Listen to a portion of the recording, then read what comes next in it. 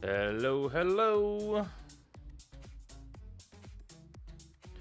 Hola. Good afternoon. As it is for me here in the UK.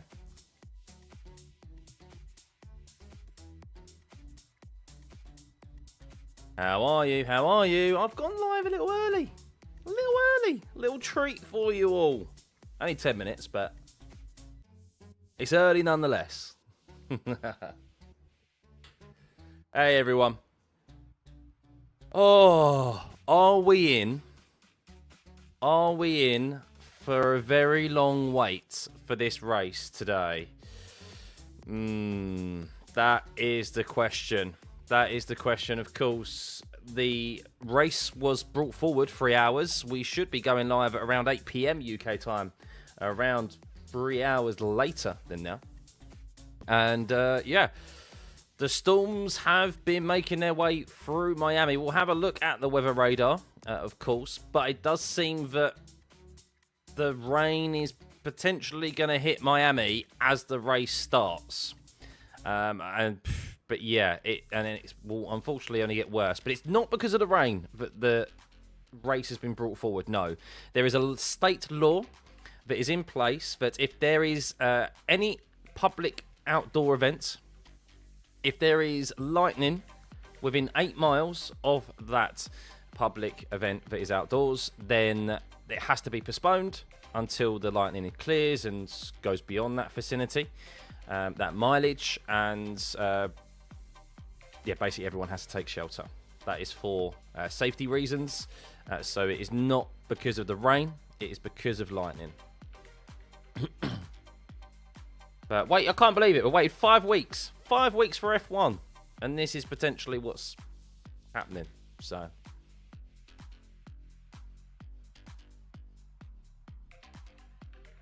Put on my live stream thing as well. I can see the chat coming in on here. So I know I'm live, but my YouTube wasn't live. Or my YouTube studio thing was saying, but I wasn't live, which is odd.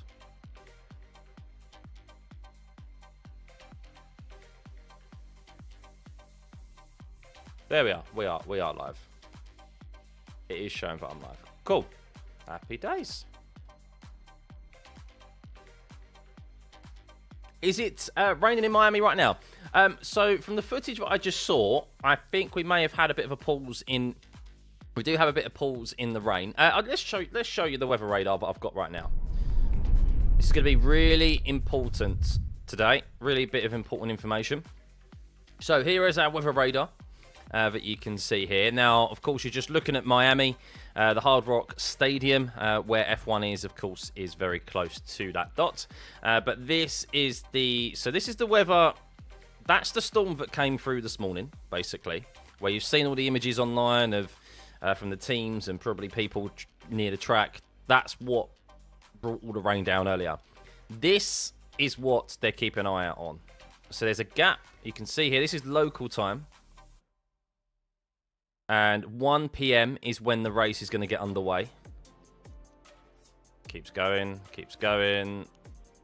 And that's the forecast. So we've got... they may miss it. So the track is up here, around the Hollywood area, just around here. And yeah, this section may miss the track, but then it's this coming in. It's all this that they are concerned about. And of course, if that section of rain there has lightning in it, that's what will affect the race. So even if it doesn't particularly have rain, if this section of weather here has lightning, that is gonna... that's within the 8 mile radius. I hope not. I hope we do get racing, because we've waited a long time for it. I fixed the map. Well, I can't take credit for it. It decided to sort itself out yesterday. I don't know why, but we take it. That's the orientation of the map that I was looking for, because it fits on the screen a lot better. And I can fit everything else around it, because I've got of course, the transcripts, the radio transcripts top right. We've got the, of course, the all-important race control messages that will keep us informed of whether there's going to be any postponements to the race start procedure. And, of course, our counter, our tracker for our subscriber count. Can we hit 80,000 subs today? We will see. Will the wet tyres finally get use? Potentially. We will see. If you know Miami, the weather is extremely predictable. Yeah, which makes sense because of obviously where it's situated. So, who do I think will win today? Max or Kimi or some other guy? I don't think Kimi or Max will win the race. No, I think they'll both get off to a bad start, as has been the case all season for them. And we'll see someone else win the race. However, I don't necessarily think the start will be the fundamental, will be as important today. I think there will be some incidents. I think we'll see safety cars.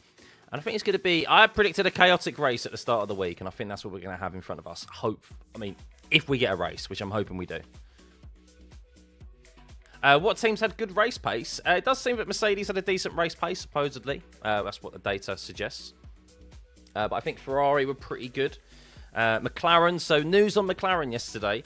As we thought, not predicted, but as I assumed, that McLaren hadn't made any changes to their car between the sprint race and qualifying. That was the case. So McLaren didn't make any changes to their car because they felt their car was in a decent window already. So the other teams had already had assessed the data that McLaren had from the sprint qualifying and the sprint race, their deployment strategy, etc. Mercedes matched that, which is why they massively improved in the first sector. And McLaren didn't make enough gains, or everyone else caught up to them, basically. However, there were some gremlins on the power unit side of things for McLaren. So, yeah, it was a bit difficult for McLaren. Andrea Stella was very kind of coy. He had to bite his tongue somewhat. He said the power unit and the battery is very sensitive. He says, I can't go into more detail than that. But there's issue. It's probably the most sensitive power unit he's ever experienced in F1, is what he was saying. Lando Norris did have some deployment issues, and apparently his last run in Q3 was a bit intermittent. Oscar Piastri, I think, had some misshifts going on. So, yeah, lots of gremlins, as we have seen throughout, I think every team has had through qualifying. So I do think McLaren are a lot closer in performance to the time set by Antonelli. Of course, Lando Norris was able to set a 27.8, I think it was. Not as fast as Kimi Antonelli's time, but he was close to Kimi Antonelli's time in his sprint pole lap. So it shows that McLaren have made strides forwards, but yesterday with those issues and with the other teams figuring out the deployment strategies as well, yeah, that's why that gap was a bit bigger in the main qualifying yesterday.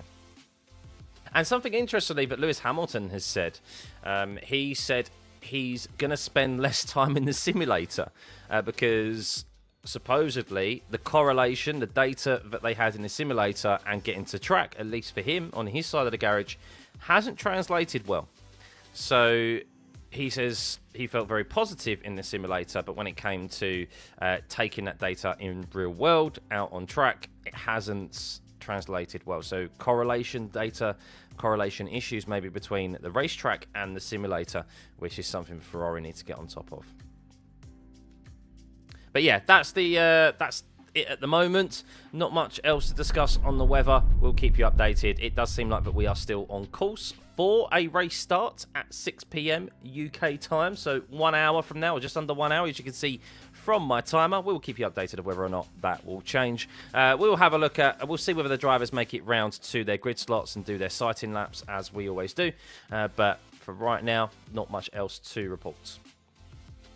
A bit of rain will be good, at least it'll be entertaining. That is true. And also, these cars, we haven't seen them race in the rain yet. There's only a couple of cars and a couple of drivers who have had an opportunity to drive these cars in the wet. Back in the Barcelona testing, when that was the shakedown, the test/non-test that happened, the private tests, where security were ushering journalists and people away from public areas outside the racetrack. from taking images. And they, yeah, I think it was Ferrari, I think Lewis Hamilton, Charles Leclerc, Max Verstappen, Isaac Hadjar. I think it was really only Ferrari and Red Bull actually got running in the wet. Haas have had some running in the wet because of a filming day at the Ferrari test track, Fiorano. So there's only about three or four teams. I think I maybe have missed one team. But yeah, there's only a couple of teams who have experience of driving in wet weather. And these cars are very sensitive, of course, on acceleration. Lots of torque, isn't there, at their disposal of these drivers under their right foot. So we could see a few spins.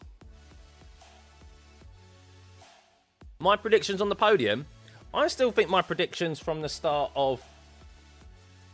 Yeah, I still think my predictions from the start of this week are pretty good, even though Piastri is starting down in 7th, is it?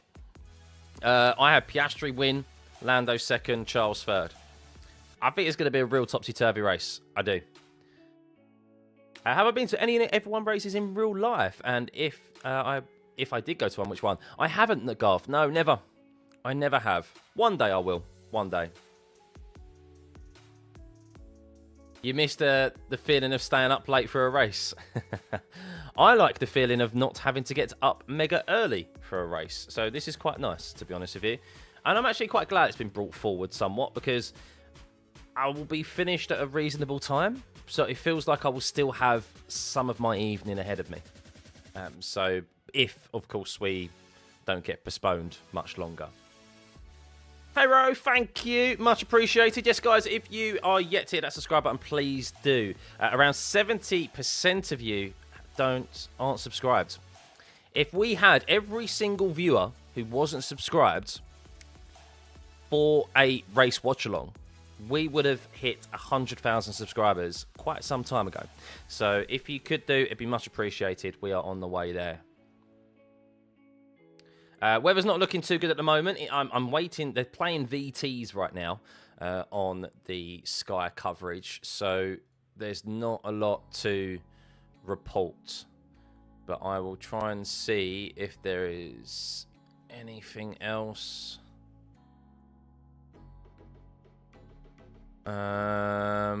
What's the predictions of turn 1 though, guys? Do you think there's going to be a collision or not? I think lap 1 safety car from a collision at turn 1. I think we could see. I think we're going to see 1 or 2 of the top 5. I think we're going to see 2 cars in the top 5 collide. That's my bold prediction on lap 1, turn 1. They're doing very well, thank you. Zaria. Please stop spamming the chats. If you spam the chats, you will be timed out. So if I'm unable to get to your comments, don't take it personally. Of course, we do have lots of people as a part of the community now in chat. I'll try my best, of course, but I am only one man. What will I buy myself when I reach 100,000 subscribers? Not a lot, to be honest with you.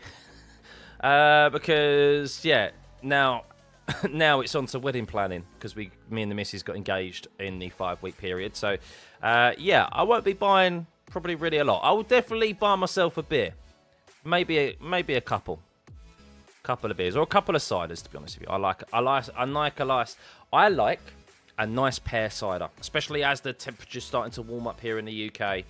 Very refreshing drink. Nice glass of ice as well. Yeah, very refreshing. Hopefully it's not going to rain sideways. If so, it's going to be an accident down to turn 1. I want to see rain. I really do. I think it will spice things up. There's less emphasis on the power, the battery.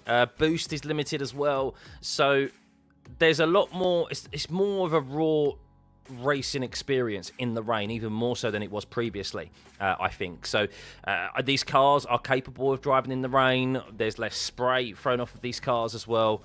Visibility is always going to be an issue. Of course, it always is in motor racing, no matter what car you're driving.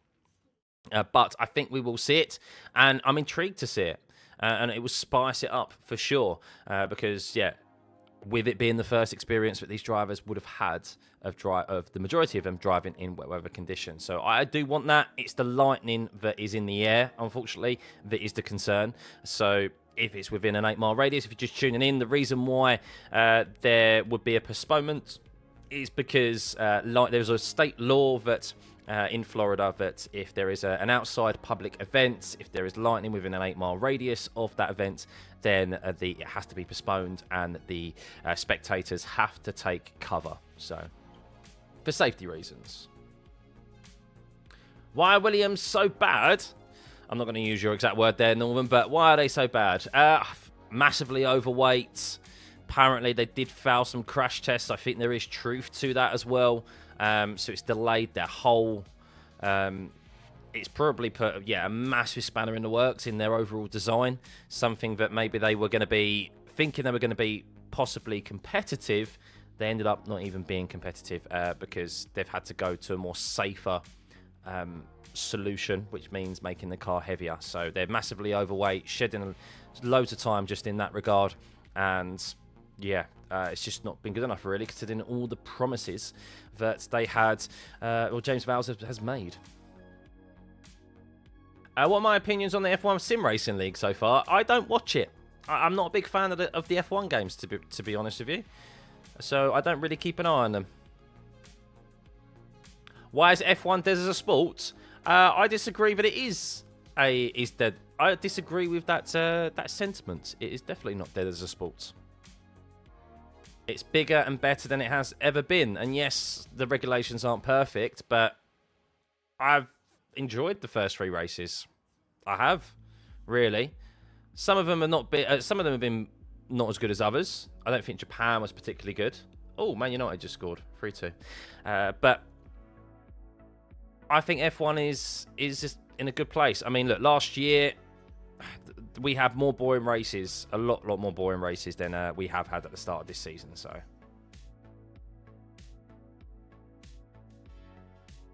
Colapinto 5th, maybe, potentially. He's got to, of course, ensure that he gets a decent getaway this time around. He had a poor getaway in the sprint race, which is why he lost a couple of positions to Gasly. But he'll be looking to beat his teammate for sure. And potentially Isaac Hadjar, which his teammate was able to do in the sprint race. What is my opinion on Max Verstappen's chances of winning this race? I think if he can get a decent getaway, a good launch, I think there's a possibility. I still don't think that Red Bull has the overall performance over a race distance, though. Of course, what he did yesterday was tremendous, and credit where it's due to him and the team for turning things around so quickly. But I don't think over a full race distance that Red Bull is still quite there. But maybe I'm wrong, and these wet weather conditions, maybe that Red Bull will come into its own, even more so than it has done in qualifying yesterday. Will the Hammers survive? I think so. I think we will. I'm hoping Tottenham lose later. According to me, I say surviving lap 1 is everyone's goal. First time driving unaware. I think so. Yeah, of course it will be. So, to finish first, you must first finish. Is that the right saying? Something along those lines. Hadjar, yes, so another update. That's something, I lost my train of thought there. Thank you, Loz. Yes, an update is that Isaac Hadjar, I think Colapinto will probably finish ahead of Isaac Hadjar because Hadjar has been disqualified from qualifying. And this is a very interesting turn of events here because Isaac Hadjar, and I'll see if I can find the documentation from the FIA. And we'll give you the full read as to why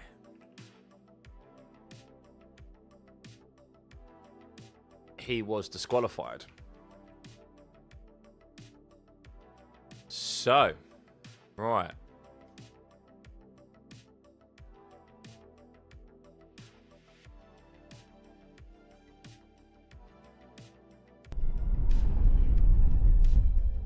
Can I please wear the Red Bull jersey?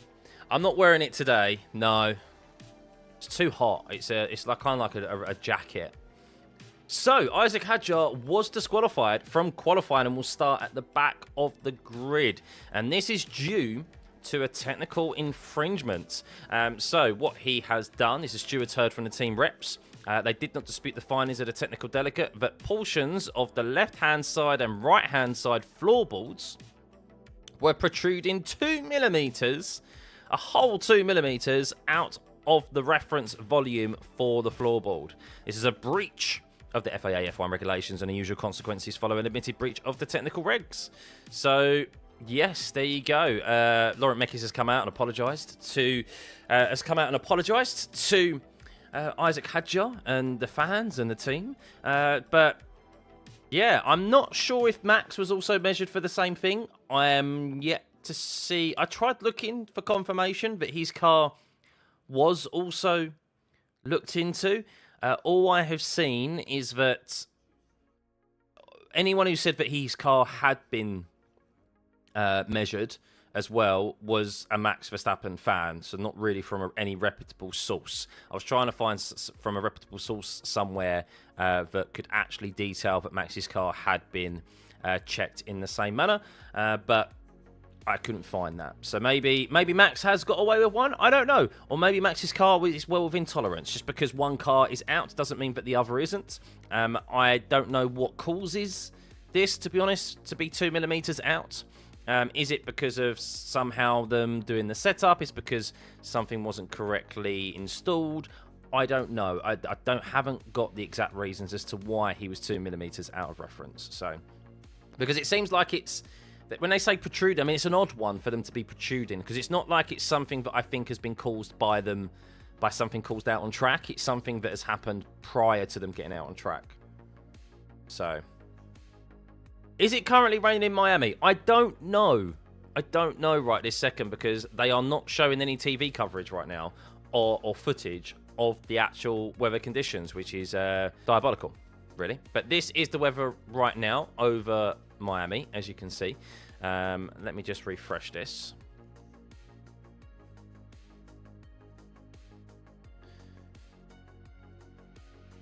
So, but right now it does seem like that we will be starting at 6 p.m. We do have images of drivers getting their kit on, and they will be making their way around to their grid slots soon. So it does seem like we've found a gap. Not entirely sure what's going on here. So 1 p.m. is the time it will be when this race is getting underway.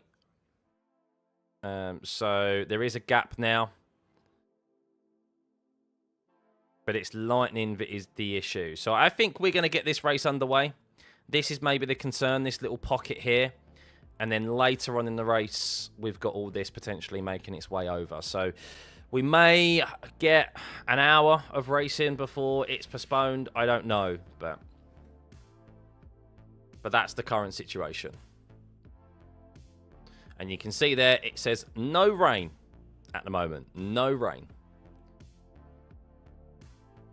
But we should have drivers leaving their pit boxes very soon for this site, for these sighting laps. And if you remember last year, we saw Charles Leclerc crash on his way round to the grid, round to his grid slots. So it's not been without incident in the past, this circuit, before the race has even got underway.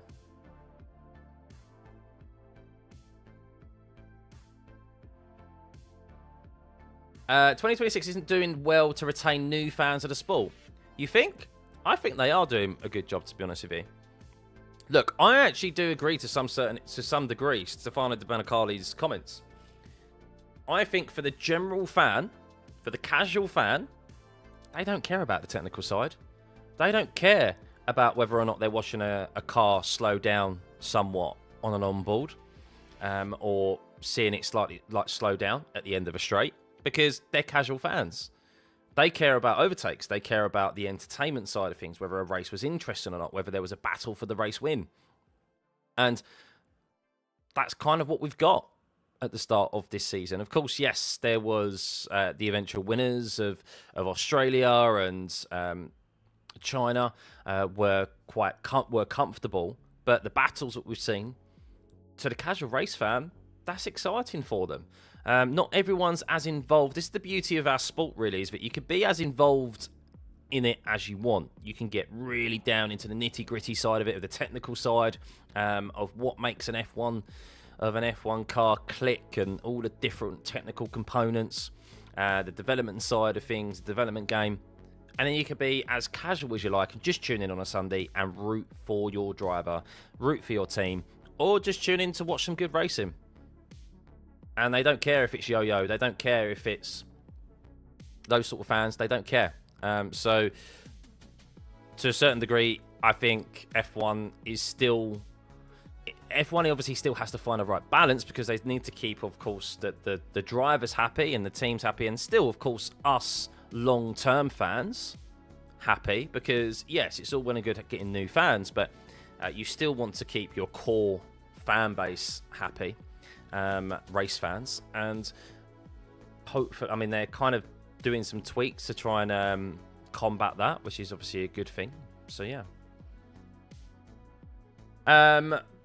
You wasn't referring to the regs, and not just referring to the regs, you were referring to the big gap from race cancellations and potential cancellations to the world situation doesn't change. Yeah, but to be honest, that's out. All of this is outside of F1's control, isn't it? Really, they weren't. It wasn't. It wasn't their decision to start a war in the Middle East. It wasn't. They're not in control of the weather here at Miami, so it's. Those are things that are outside of their control, and it just sucks that obviously they've happened. They're one race after another. But I think people have been very interested in this whole race weekend, or at least it seems like we're going to get a race underway. Fingers crossed. It's not raining right now, and hopefully lightning stays away from the area. But yeah, those things are outside of their control.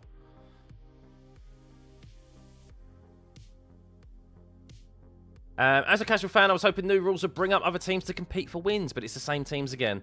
Yeah, they're not magically all of a sudden going to end up breaking into that top four. I think we had more hope for Aston Martin, of course, with the resources that they have available to them, and Adrian Newey in that. They've massively fumbled.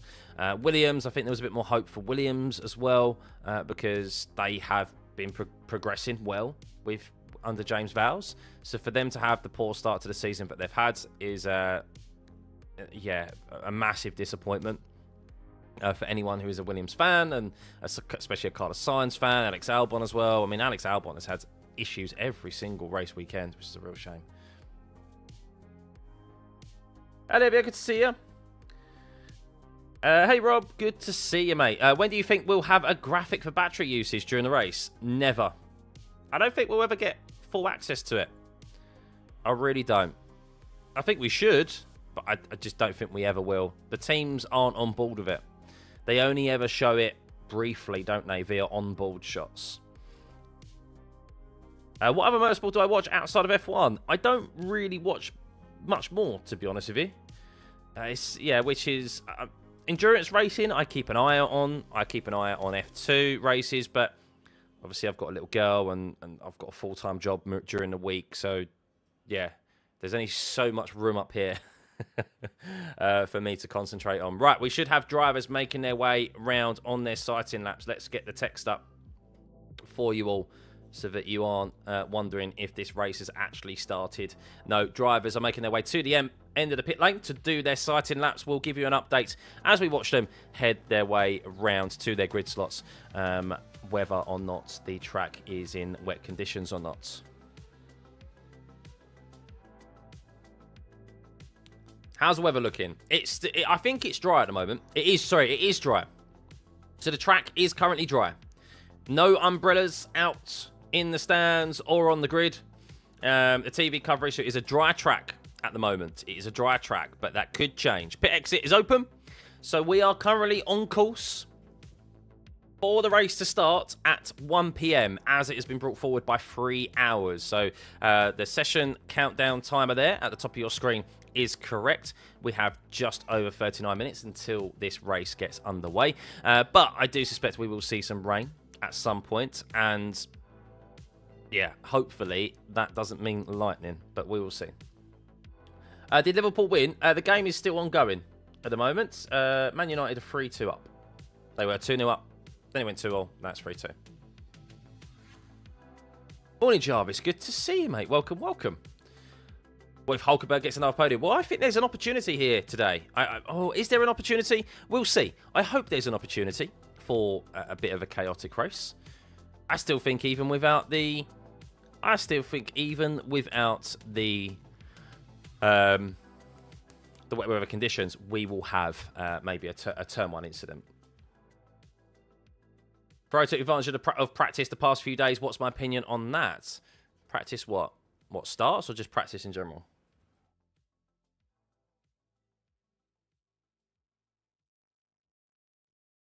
But it does seem like that it is dry out there.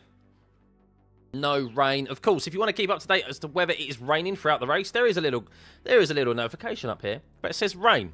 Simple yes or no, whether the FIA are deeming it to be raining. So that is what you have there. Is dirty air still an issue in Sector 1? Yes, it is still an issue. Yeah, because it is really like they are the only corners on this circuit which are like really highly loaded, like fast sweeping corners, turn 4, 5, and 6. So yeah, we saw that yesterday in the sprint race, that you could only kind of stay close for a certain period of time before your tyres started to overheat through that section of corners.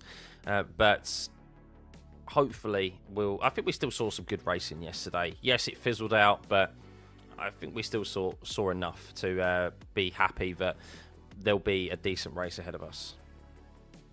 Also, the clipping is still present at the end of the back straight. It is, yes. There's still clipping through the first sector as well.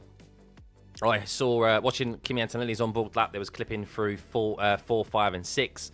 There was clipping at the end to turn 11 as well, and turn 17. It's not as severe, but yeah, I mean, maybe they'll tweak it some more when it comes to future races, but this is also a circuit as well where the energy recovery is a lot better than it's not the highest recovery circuit, but it's at the higher end of the range compared to what we saw in Australia and Suzuka, because there's some hard braking zones here down into turn 11, turn 1, turn 11, and turn 17.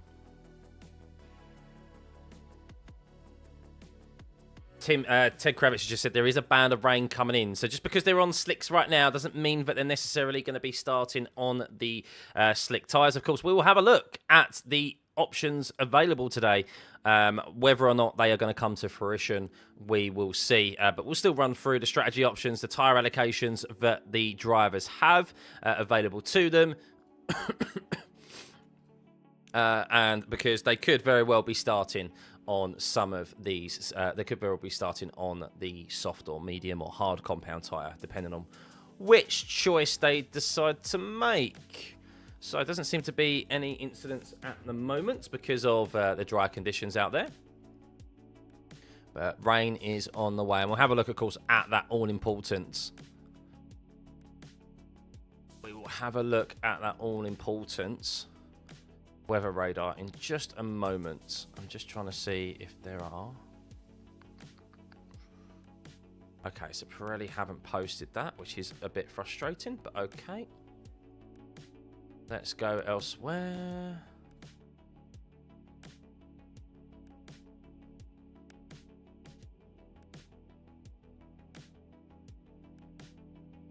Okay, so confirmation. I thought so. Confirmation that only 2 cars have driven in the wet thus far, and that is Ferrari and Red Bull back in Barcelona. But it is bone dry. It is bone dry.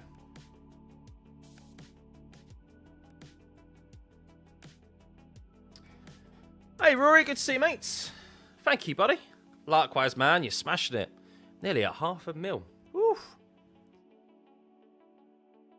Yeah, trying to get that play button, mate. Trying to get the silver play button. We'll get it done this year.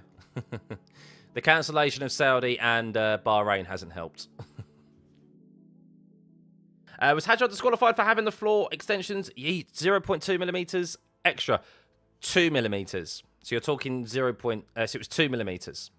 So it's 0.02 centimeters is what he was over. 0.02 or just 0.2 centimeters? Either way, 2 millimeters. So not a lot. Not a lot. Looks like Lightning might buy 1:15 local time. I really hope not. And this is the thing. We could get this race underway, and then not very long after, we are straight into a red flag. So unfortunately, I do think we're going to have a bit of a stop-start race today. Let's just hope that we can get this to the end and see a full duration. Fingers crossed. You miss being hyped for races. I'm hyped for this. You not hyped for this? This is going to be interesting. It's 0.2 centimeters. There we go. Yeah, cool. But 2 millimeters, so not a lot. But remember to subscribe, guys, as we just mentioned. Let's get to 80,000. Can we get to 80,000 subs today? It'd be much appreciated if we can, of course. 70% of you aren't yet subscribed, of those of you who watch these live streams. So, yeah, if 20% more of you, if we could get that to 50-50, then we'll hit 100,000 subscribers just like that. Race hasn't started. No, if you can see the text on the screen, they are on their recon laps. So they are just making their way round to their grid slots, making sure that everything is A-OK in the systems on the car, so systems check. Yeah, ironing out any bugs, getting a groove for the track and lining up on the grid.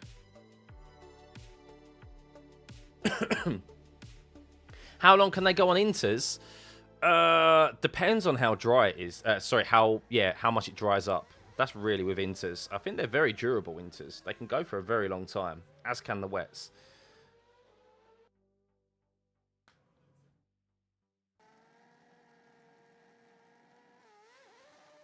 It's all dry. It's all dry right now. Yes.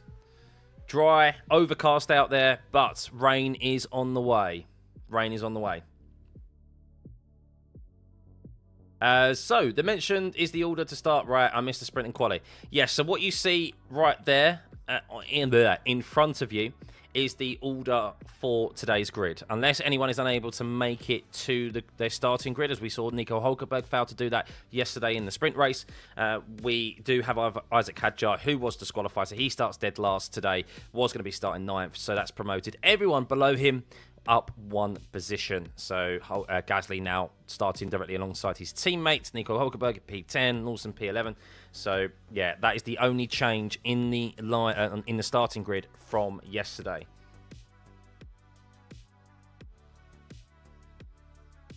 Red Bull start pace is a problem, or they may have fixed it. Well, I imagine it is, of course, an area of focus for both Kimi Antonelli and Max Verstappen, those race starts. Max has stated that the race starts, he's not taking the blame for them. He says he's been doing everything that he should be doing, and the car just hasn't been pulling away. So that's something that they need to look at and rectify.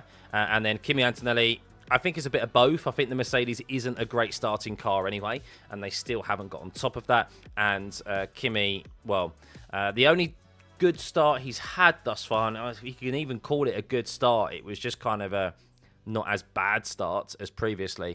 The only one that he's had is the Chinese Grand Prix race on the Sunday. So he absolutely ballsed up his sprint race start, where he lost multiple positions, but then only lost ground to his teammate into turn 1 on the full race starts, but he did hold on to the position. I think he did in the end there. So maybe that'll be a repeat here, and he will learn from yesterday because he's had an extra start to deal with. But you do have really 2 of the worst starters of this season on the front row.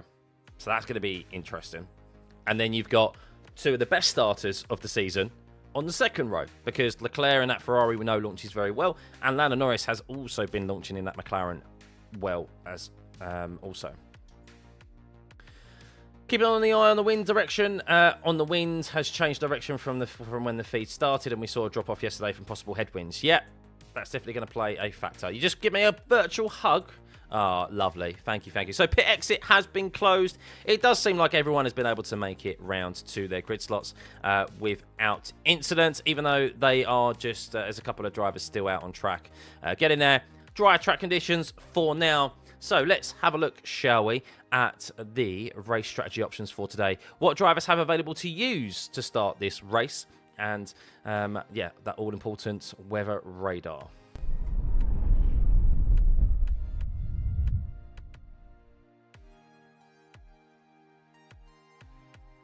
Right. Just getting everything ready. I think we're good to go.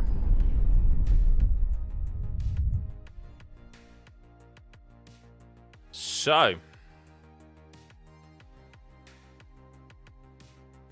here we are. These are your strategy options for today. If it stays dry, which I highly doubt it will, a one-stop strategy, a boring one-stop strategy. That is always the case here at Miami, and it is always strategy number one, medium to hard compound tyre. We sometimes see the soft compound tyre used because of the potential of a safety car, which we've had here many times before. But I suspect we may see, depending on what the weather radar is showing, I think we may see a lot of drivers start on the softs. Track conditions are a lot cooler. At the moment, track conditions are 35 degrees. That is around 20 degrees cooler. 15 to 20 degrees cooler than what we've seen throughout the duration of this weekend. So I think we'll probably see a lot start on the soft compound tyres, but many may start on the mediums as well because it's a bit more, of course, it's more durable. You can plan to be on that tyre for longer, depending on what the rain is doing. So, has this been have any of adjusted for wet weather? I don't know if they have. The new rules are that if there is a weather warning that comes in, like the F1, like FIA implemented, they can now break park firm teams and they can make suitable changes for the wet weather conditions. So you no longer have to bank on bank on whether you go for a wet setup or not in qualifying, which some people in times past would have done yesterday, knowing what the weather report was going to be like today. But no, I don't know who has made changes, but that's it. So yeah, I think we'll see many start on the softs than initially predicted because of that band of rain coming in. So we will see. Tyres available. Well, here we go. No one in the top 10 has a brand new set of tyres, soft tyres available to use. So will we see them? I'm not so sure. I think we'll probably see that brand new medium. It leaves them open for that one-stop strategy. If, by the luck of the gods, we do get a uninterrupted race today. So I don't think we'll see many start gamble on that soft, but maybe we will. Maybe we will see a couple in the top 10. I think we'll definitely see some in the bottom half and take that gamble and take that risk and maybe pit earlier as well. It's going to be an interesting one today. But not really too much to write home about in relation to the tyres that are available.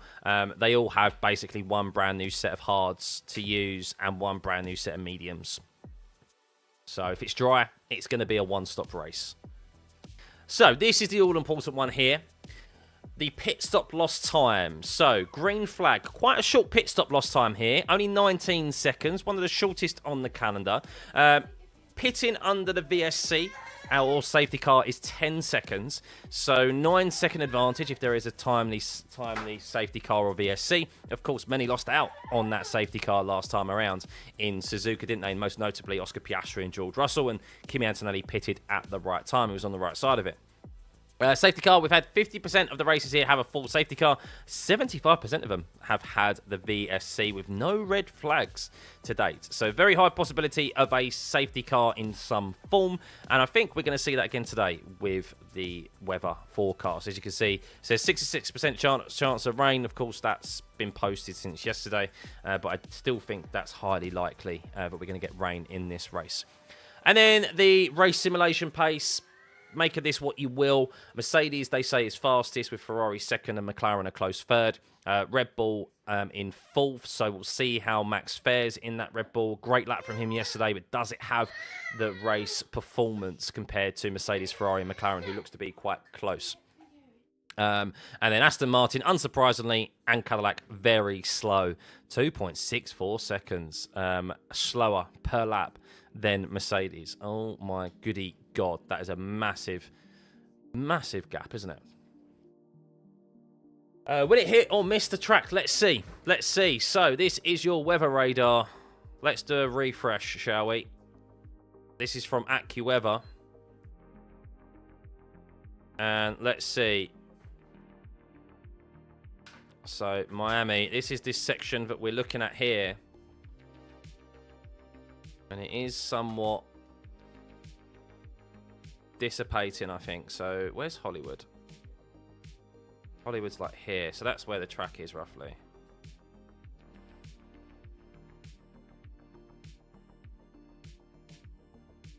Here we go. It's this little pocket here that I think they're worried about. So that is forecast to go straight over the track, this one. Yeah, just after the race starts. Oh, goody gods. Then there's this big section up here, of course, a bit further upstate. And then later on in the race, you've got all this potentially coming over as well. So, yeah, it's gonna be interesting. It's gonna be interesting. Anybody else feel Kimi will win his first World Championship? Then George to Red Bull, Max to Mercedes. Still very early to say. Did you learn nothing from last year's championship? It's always too early to say. But the racetrack is...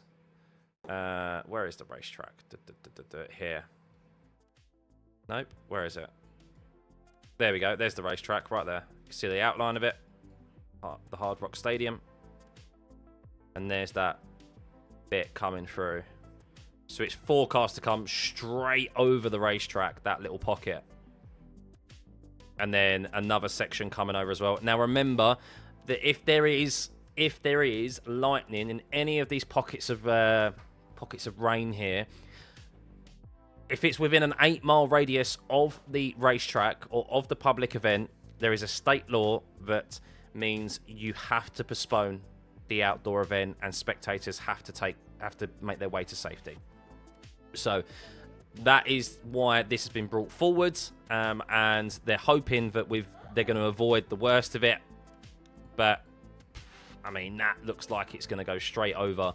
Maybe that's going to affect it in the middle of the race, at the end of the race, an hour into it. We will see. But there we go.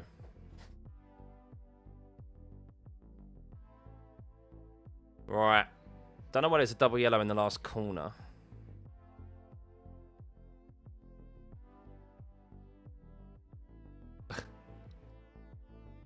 DJ Khaled is on the grid.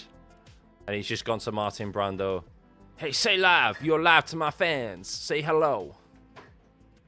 DJ Khaled. Only 3 other people have won back-to-back wins, I'm sure. Last year? On AccuWeather, you can also look at the minute cast. Oh, can you? Minute cast? Or the minute? Do you mean the minute? Do you mean the minute cast? Oh, rain started in 39 minutes, apparently.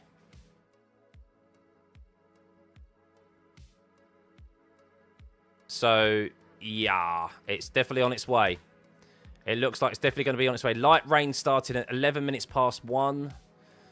And then a bit more like medium rain at 1:15, 15 minutes into it. So we're going to get rain lasting for around 10, 15 minutes.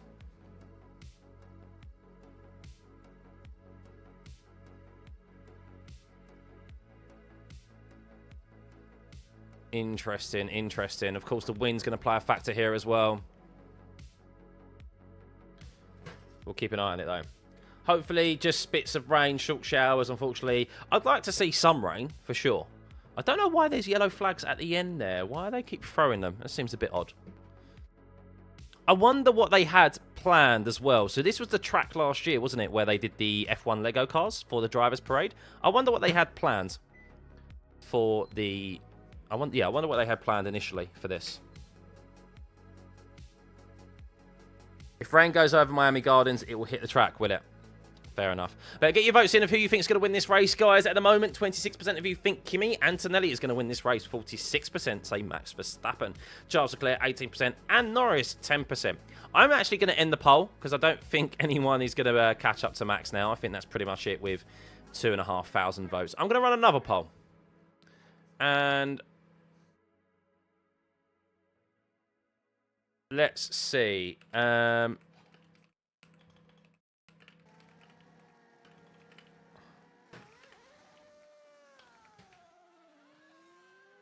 Let's see. Same names.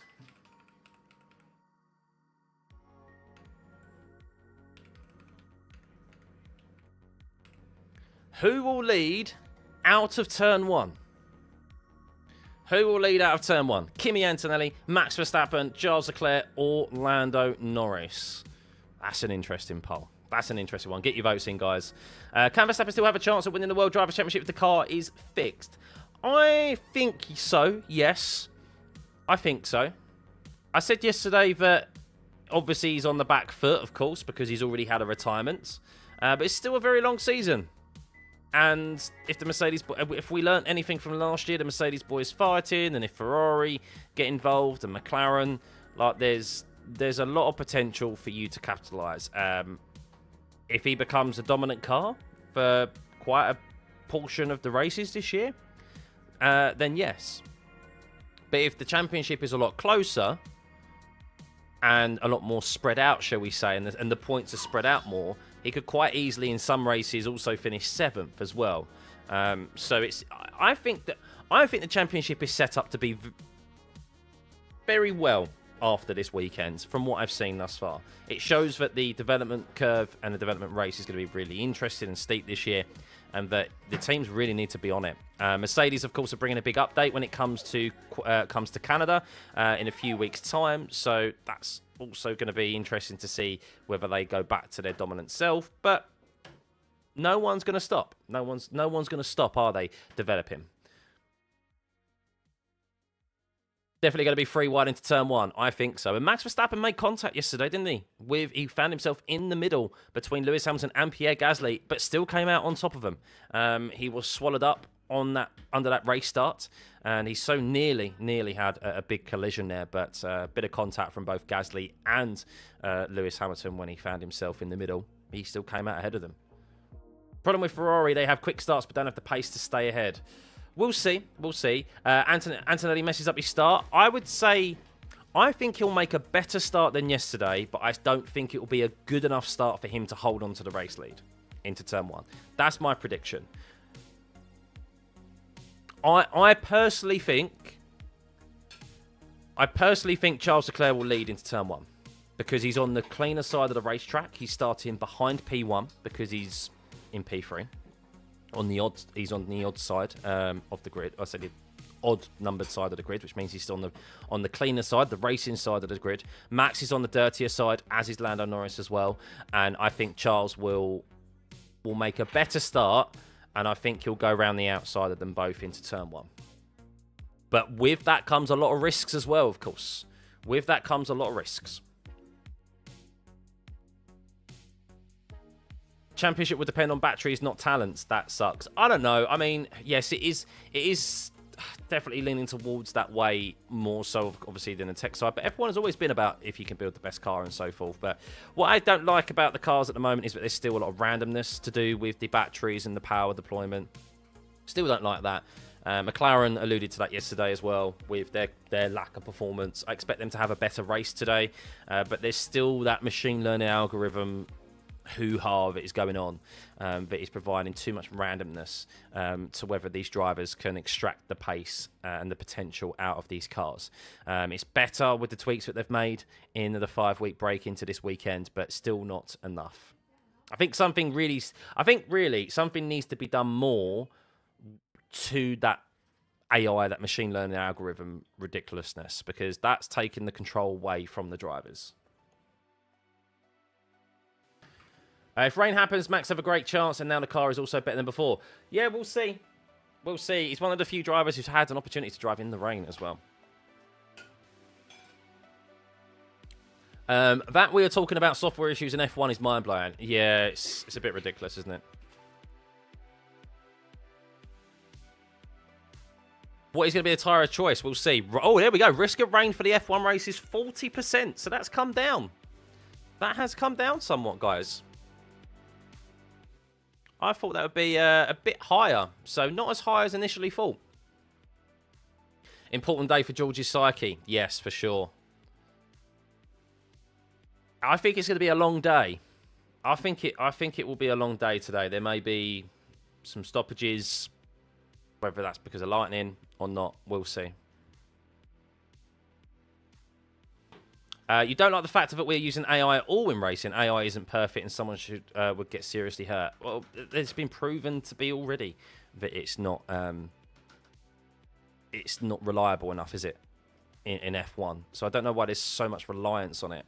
They've always used, obviously, AI to support processes and so forth, just as we do in everyday life. But at the moment, it has too much involvement in how these cars operate.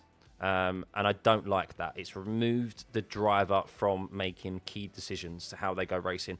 I feel like we've been sold a lie somewhat, to be honest with you. As much as I've been positive about, obviously, the season, of course, I have my criticisms, and one of my biggest criticisms, or the biggest criticism I have, is I think we have been sold a lie in relation to how the battery was going to be managed and used. I thought everything leading up to this season was that the drivers were going to be in control of their battery deployment. They were going to be able to decide when they recover it, when they deploy it. That's not the case at all.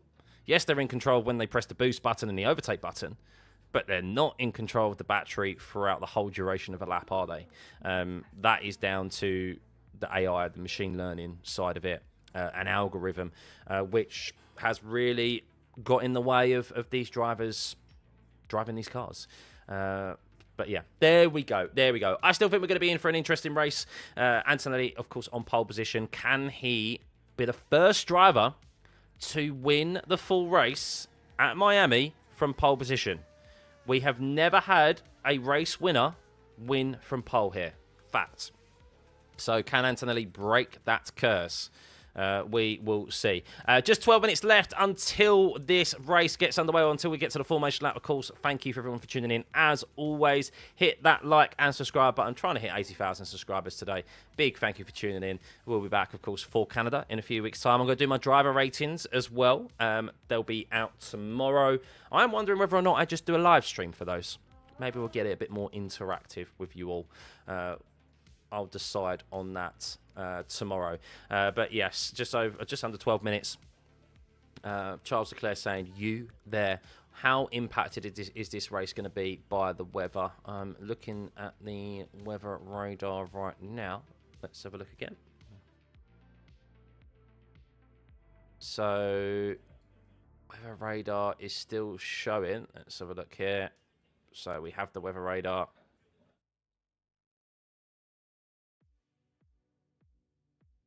And I think there's like a little pocket here somewhere. Someone said if it goes over Miami Gardens, it means it's definitely gonna rain and hit the track. Do you see all these little pockets that are coming over? And I think it's that bit at the end that they'll probably be worried about. This bit here, this could hit halfway into the race or towards the end of the race. Just over an hour into the race, if, of course, there are no incidents as well, safety cars and no other reasons for red flags. This pocket here, the end of the race could be very interesting. Very interesting.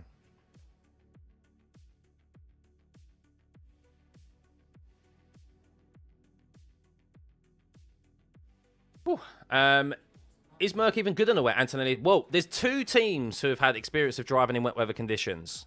Red Bull and Ferrari. Because they were the only drivers to go out on one of the wet weather days in that shakedown at Barcelona, the private test before the proper testing got underway at Bahrain. So they're the only drivers. Hadjar, Verstappen, Hamilton, and Leclerc. They're the only ones who have had that experience. So, yeah, that is a lot of drivers on the grid who do not know how these cars react in wet weather conditions. So do they have an advantage?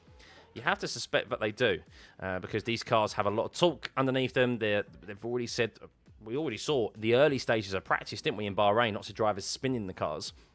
That's going to be even more so the case in the slippery conditions that we will potentially see.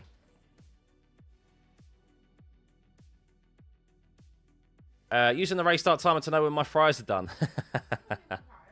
I'm your stand-in Alexa. Is it true that the FIA president has confirmed that V8s will return until 2030? So I would take what Mohammed Ben Sulayem says with a big pinch of salt. That guy, look, I think it is a step in the right direction to go to V8s and sustainable fuels and go that route. However, he hasn't confirmed. He has said, I saw the quote, he said, we will be going back to V8s. It's something that we at the FIA can like implement. Well, that's not confirming that they are going to V8s, is it? That's him saying that, yeah, we at the FAA will drive towards that change. So he's the one who was behind the whole bring back V10s as well, which got vetoed. So I don't know. I really don't know. But I would take anything that comes out of his mouth with a pinch of salt. That man loves the public eye, and he should take a step back a bit more. Oh, Richard, thank you for the $1.99, by the way. Much appreciated. And thank you for upgrading to Chief Strategist as part of the pit crew. You can join part of the pit crew as well, guys, and get a lovely subscriber badge next to you, or members badge next to you as well, just for $1.99 a month, less than a coffee. Help support myself for obviously bringing you these watch-alongs. So thank you as always. 2031 is 5 years down the line. I know. I'll be nearly 40. Don't you laugh.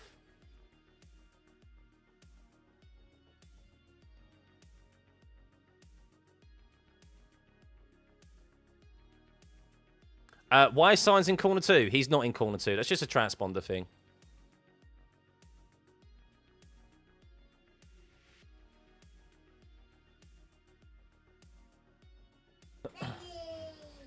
You won't be alive. Of course you will be. Nearly 40. I have socks older than you. Do you? I hate to see how what the state of those socks are in. Oh yeah, that's still on me there. Is it that one? Is it?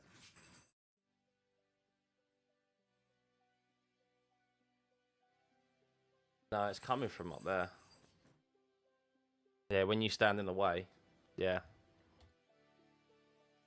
Right. Why is Hadjar starting for the pits? So Hadjar has been disqualified from qualifying yesterday because his floor was 2 millimeters out of the required dimensions set out in the regulations. So DQ from him. Honest chance, do I think Lewis still has a chance at the 8th title? I think while he's still...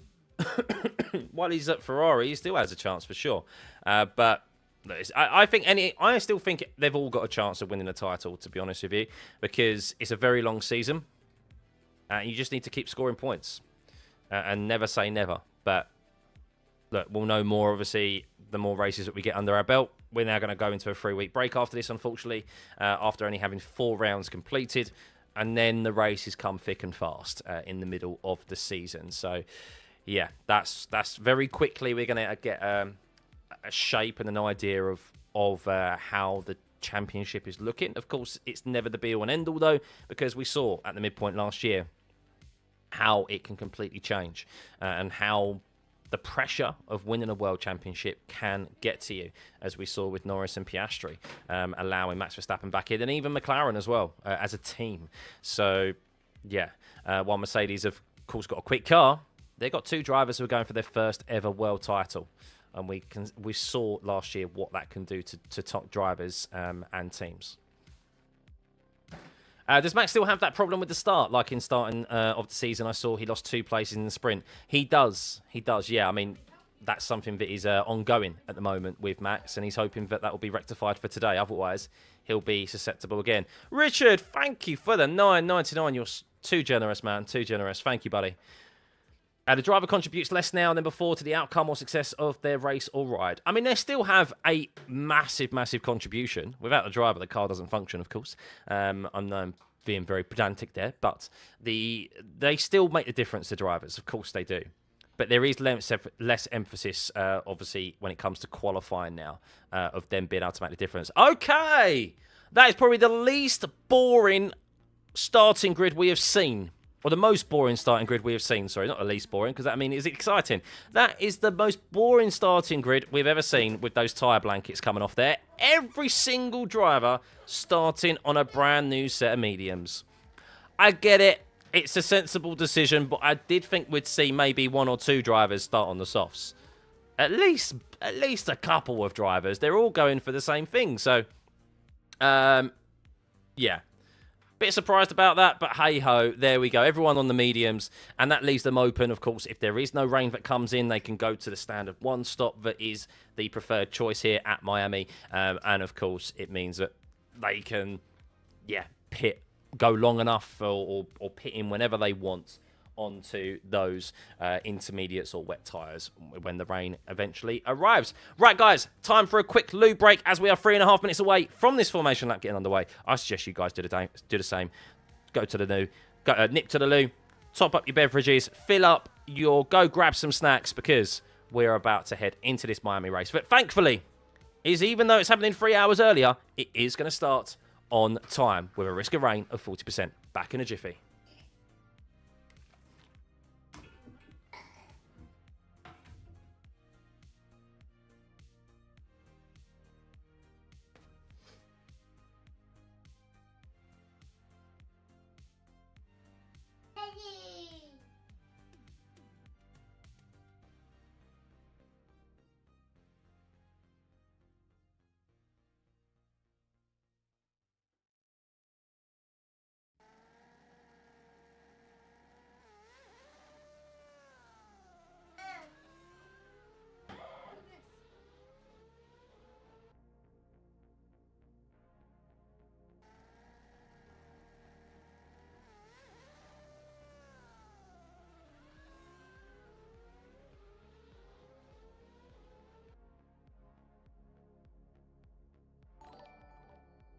Right. Moments away, everyone. Welcome. Richard, thank you for the $4.99 as well.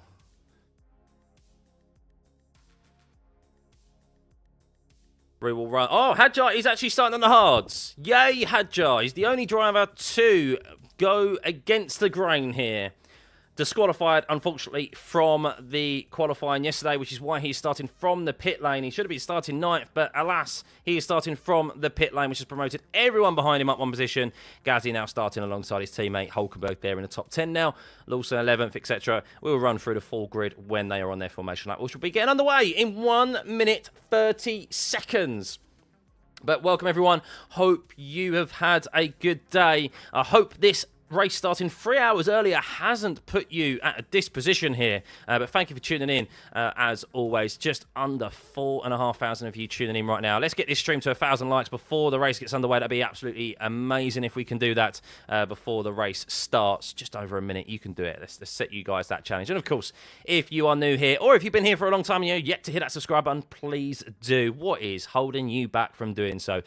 We are fast approaching 80,000 subscribers, so big thank you. Forever growing this great community and channel that we have built here so that we can all share our passion and love for the sport of Formula One. So, Miami, we've waited 5 weeks for this race. We were worried that it might not even get underway, but thankfully the FIA and everyone involved in the sport has been able to find a gap in the weather, and we are hoping that this race will not be interrupted due to lightning. There is a state law that, and I know I repeated it a few times already, there is a state law in Florida that if there is an outdoor public event that lightning is within an 8-mile radius of that event, it has to be postponed to allow spectators to make their way to safe cover, and F1 is no different to that.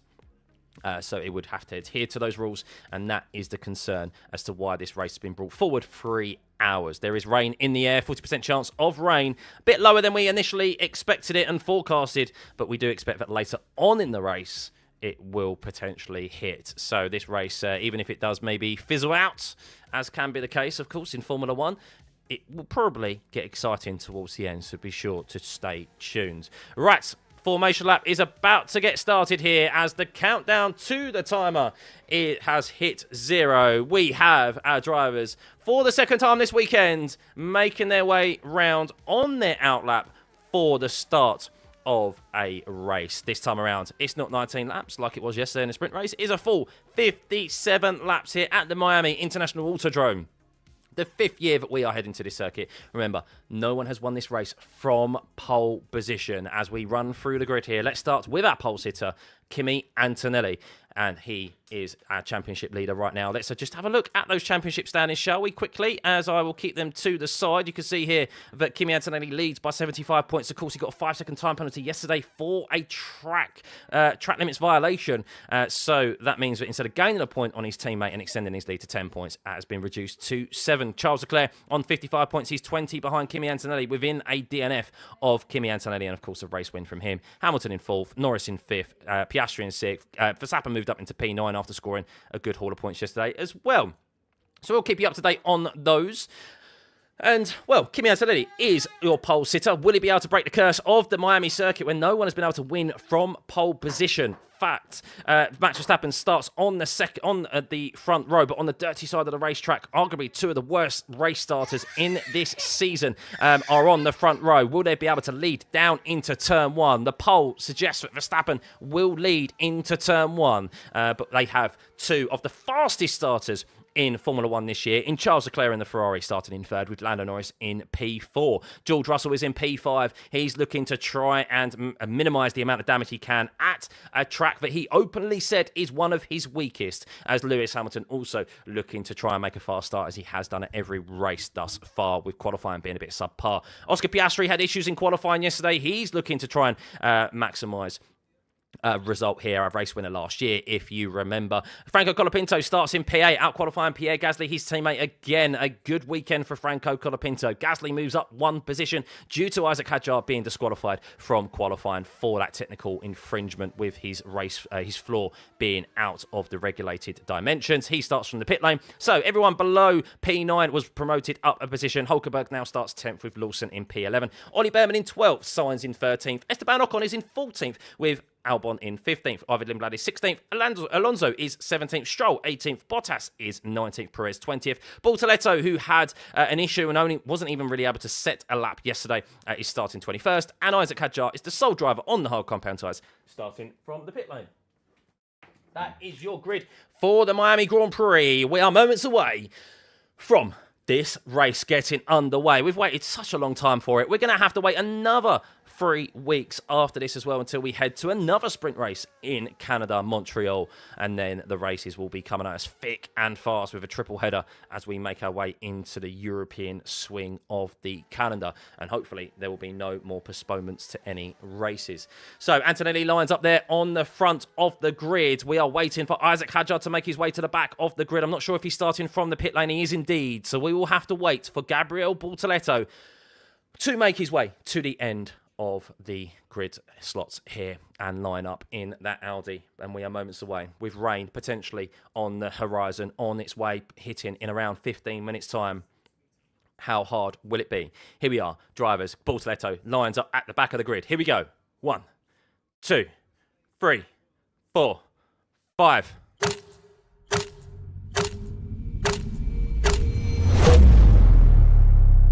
And it's away we go here at the Miami Grand Prix. How has Max Verstappen and Kimi Antonelli fared at the race starts? I think Antonelli is booked down once again down into turn 1. And will he be able to hold on to it as Charles Leclerc swoops around the outside and leads the race as Verstappen is in P2, as there seems to be a big change up here as Antonelli does regain the position as the two McLarens are up into P3 and P4. What has happened to Oscar Piastri? Because that's an unbelievable start from the Australian. He's already up into P4. Hamilton down a place. Sainz is up into P9. Lawson's up in position as well. So I'm watching the race start as both Verstappen and Antonelli locked up. Oh my God, what happened to Verstappen? My goodness, Verstappen got on the curb. He spun round, and I don't know how Verstappen is still ongoing in this race. He's down 7 places. The two McLarens. Oh my goodness. So at the start, Leclerc, what happened is Leclerc made a brilliant launch off the line. He split the two drivers of Antonelli and Verstappen. They both locked up, went deep into the corner, went off track. Leclerc said, "Thank you very much, I'll take that from you." And Verstappen, when rejoining the racetrack, got over the curb, mounted the curb and went into a spin. So he's now down into T9. And those of you that said Leclerc would lead into turn 1 were correct, as he leads this race by 1.3 seconds from Kimi Antonelli in P2. Lando Norris is P3 with Oscar Piastri P4. We have George Russell in 5th. Colapinto is up 2 places, but he's now just lost a place to Lewis Hamilton down into turn 17. But that is an unbelievable race start here from this race, and Max Verstappen is already down another place, but regains it back from Carlos Sainz as he's fighting for the last point scoring positions here, as Sainz is actually in P11 and lost the place to Alex Albon. So Max Verstappen mixing it in the midfield after a brilliant qualifying yesterday. He's actually now back down into P10 as Albon regains that place from him. No, but Verstappen gets it back into turn 3. So Verstappen, a terrible race start from him. We'll get a replay of it. But Verstappen tussling between the two Williams in the last couple of corners there at the end of lap 1. Exactly where he didn't want to find himself. He is in a much better car, and you do suspect he'll be able to get onto the back of Liam Lawson pretty quickly. But Charles Leclerc leads from Kimi Antonelli in P2 by 1.3 seconds. Norris is in P3 with Piastri P4. George Russell P5 with Hamilton in P6. Colapinto 7th with Lawson 8th. Verstappen down 7 places in P9. Alex Albon in P10. Gasly P11. Sainz is P12. Behrman is P13 but about to be overtaken by his teammate Ocon into turn 11. But Verstappen dispatches Liam Lawson there very quickly. Made quick gains on the RB and he's up into P8 and will have his sights set on Colapinto. And then no doubt very quickly Lewis Hamilton as well, as Antonelli is starting to gain a bit of time on Charles Leclerc here. Remember, rain is on the way here at Miami. As Antonelli is closing that gap, he will have overtake mode activated very soon. And you can see the advantage that he has down that back straight in that Mercedes with that Mercedes power unit. P2 at the moment, 9 tenths behind Charles Leclerc as they cross the line for the second time here in this race. But an unbelievable start to this race. When you watch it back, it was quite comical, to be honest with you. They were all trying to be the last of the late breakers into turn 1. But Charles Leclerc went, I will take that. I will be the safe one here. He was in the middle. He was in that sandwich. And George Russell has just got ahead of Oscar Piastri down into turn 3. So Oscar Piastri, after a great start from him, capitalising on, of course, Max Verstappen going round on himself after rejoining there and going deep into turn 1, has now just had himself, as there's an incident being involving turn 11, Colapinto and Hamilton noted for causing a collision, so I need to see what happened there. But George Russell dispatching Piastri down into turn 1. We'll see if the McLaren of Oscar Piastri will be able to get past George Russell again here, but you can see Charles Leclerc just bringing Lando Norris into play here, because Lando Norris on the back of Kimi Antonelli. Well, Kimi Antonelli is looking to try and obviously get past Charles Leclerc. He needs to keep an eye in his rear view mirrors, because Lando Norris, who wasn't good in qualifying yesterday, they didn't make any changes to that McLaren, and everyone else was able to gain performance on them from the changes made from sprint race to qualifying. Both McLarens did have issues with their car in qualifying with the battery deployment, as Hadjar moves up into P17. Now seem to be faring much better in race trim, as George Russell there looking in his rearview mirrors as well, with Oscar Piastri is much closer, but George Russell does have overtake for this lap. I think he may have already used it down into turn 1 though, as the top 3 are separated by 1.5 seconds. Charles Leclerc, as they come around the last corner for the 3rd time, leads by Kimi Antonelli by 8 tenths of a second, with Lando Norris swiftly behind, but 8 tenths behind Antonelli as well, as he loses a bit of ground out of the last corner. George Russell 1.8 seconds behind Lando Norris is P4, with Oscar Piastri close behind, as Hadjar dispatches another driver there of Lance Stroll in P16 on the hard compound tyre, as he started from the pit lane as he got disqualified from qualifying yesterday with that technical infringement to his floor. But the big news here at the start of this race is that not that Isaac Hadjar's transponder is on the fritz right now, as he is definitely not last on the grid, as we are following it. The big news is that Charles Leclerc leads this race as he did down into turn 1. He made a brilliant launch, as is expected from the Ferrari. Antonelli and Verstappen did okay, but Charles Leclerc went straight into the middle, but is he going to be able to hold on to this race lead? Because Kimi Antonelli is swooping past Charles Leclerc. These two went side by side a couple of times yesterday in the sprint race, and Charles Leclerc defends again from Antonelli as he did in the sprint race. He's been able to hold off the Italian, and Antonelli is going to be seeing deja vu right now, because Charles Leclerc, he did take his words back that he was upset about the racing of Kimi Antonelli yesterday, and apologise for his comments in the car. Well, this time around, is he going to be complaining as well? Because Antonelli is going back at Charles Leclerc. You can see him gaining. He's gaining. Is Charles going to defend on the inside? Is Antonelli going to open up the corner and go for that straighter line exit out of the last corner? He is indeed. As they're side by side, and it seems that Antonelli has come out ahead of Charles Leclerc, but they're still side by side here. And who is going to have the overtake mode available? It is Charles Leclerc for sure. Is he going to come back at Kimi down into turn 1? Kimi's going to defend, and all the while this is bringing Lando Norris into the fight here, as rain is, of course, on the way, as well as we are on lap 5 of this 57-lap Miami Grand Prix. It is very close here at the front as Antonelli regains the lead here. And, well, while Max Verstappen spun around and finds himself down in P8, trying to get past Franco Colapinto, the Alpine, which he should do very quickly. He is up in P1, but let's see Charles Leclerc. There's a very long run here now down into turn 11. Will Charles Leclerc be able to get past Antonelli? And, of course, Lando Norris is very close as well. This is going to be very tight between the three of them as they make their way down into turn 11. As Charles Leclerc, you can see, is already ahead of Antonelli as he makes his way down into the braking zone of turn 11. Is Lando Norris going to be able to capitalise here, just like Max Verstappen did yesterday on Lewis Hamilton when he was sitting back watching the fight between the two Mercedes in the sprint race? No, because Antonelli slots in behind Charles Leclerc cleverly, and now we'll have a look back at Charles, but he does not have overtake mode available. And does Lando Norris still have that overtake, that extra amount of energy available to him at the push of a button here? As Norris is told, Lando, stay with them, be patient, and you have to suspect that's the right attitude to take. As you can see, Norris here getting very, very close under the brake into turn 17 of Kimi Antonelli. He's not able to get there as it's a yellow flag, as it seems one of the Cadillacs has potentially gone round there of Valtteri Bottas, I think, through turn 14 and 15, or maybe there's some debris there. Maybe a cone has gone out the way, but we rejoin the battle at the front as Lando Norris, I think, has got ahead of Kimi Antonelli down into turn 1 as Max Verstappen and Franco Colapinto are switching positions as well. There's a lot of changes of position as Gasly has gone off. Gasly has gone off at the turn 17 corner. Where is Gasly? Hopefully this isn't a retirement. It's a safety car. Oh, Hadjar's in the wall. Oh, Hadjar's in the wall.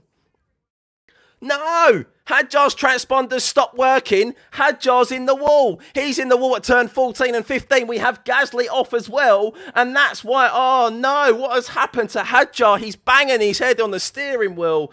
And that is why we have a safety car. Gasly, is he still going? No, Gasly's down 11 positions, as is Nico Hülkenberg as well. A crazy start to this race as we have a safety car here.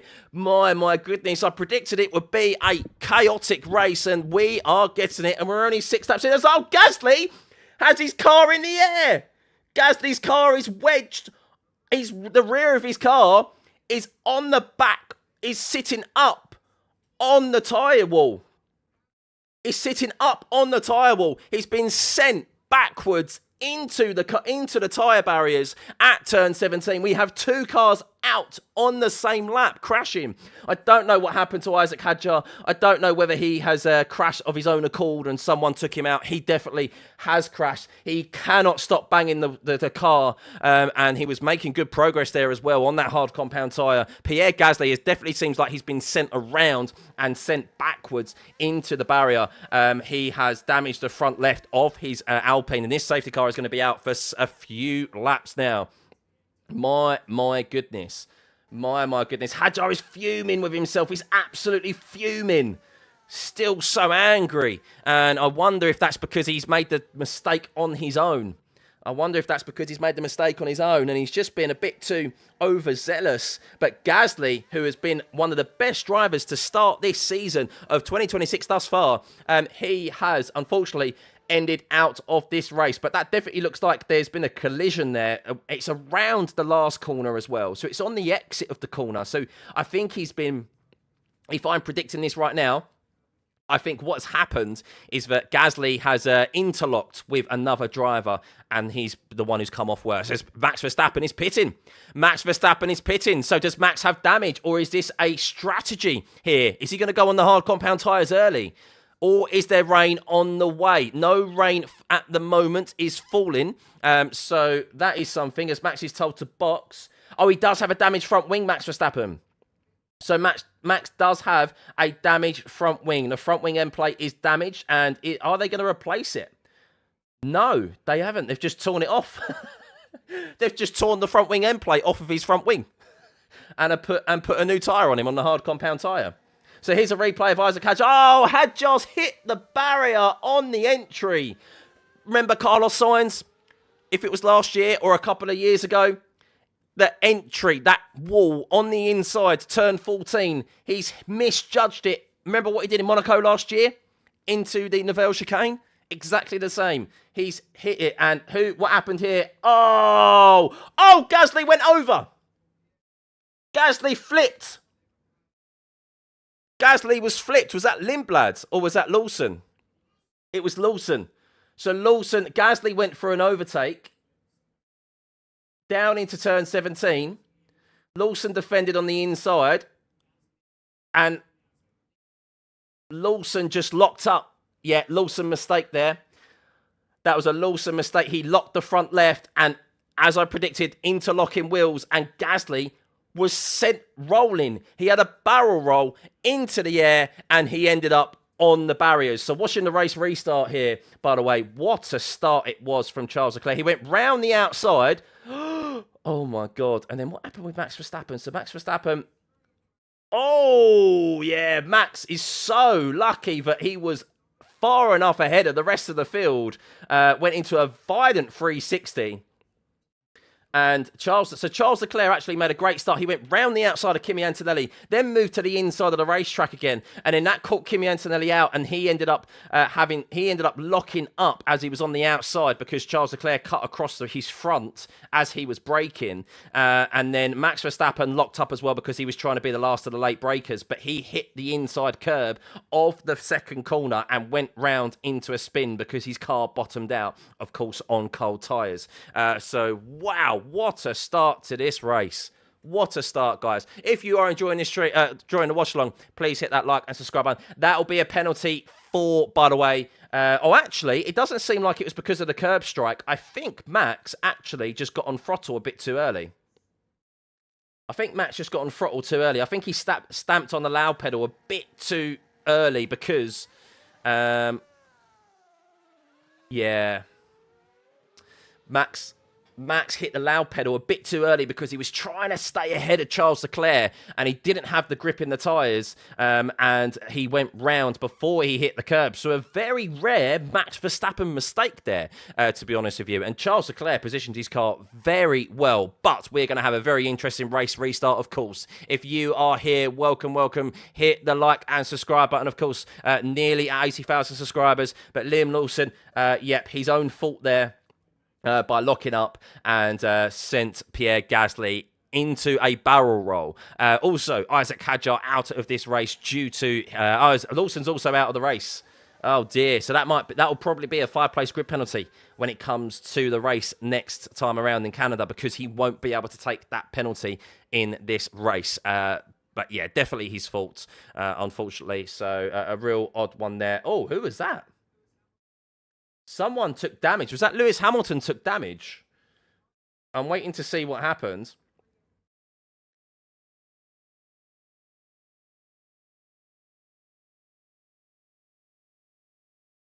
Oh, yeah. Lewis Hamilton's lost that sideboard because of Colapinto keeping his foot in it there. It was just one of those. And Max Verstappen also made contact with Liam Lawson. Forcing Liam Lawson off of the racing surface as well, using the ahead at the apex rule. Something that we haven't seen implemented at the start of this season.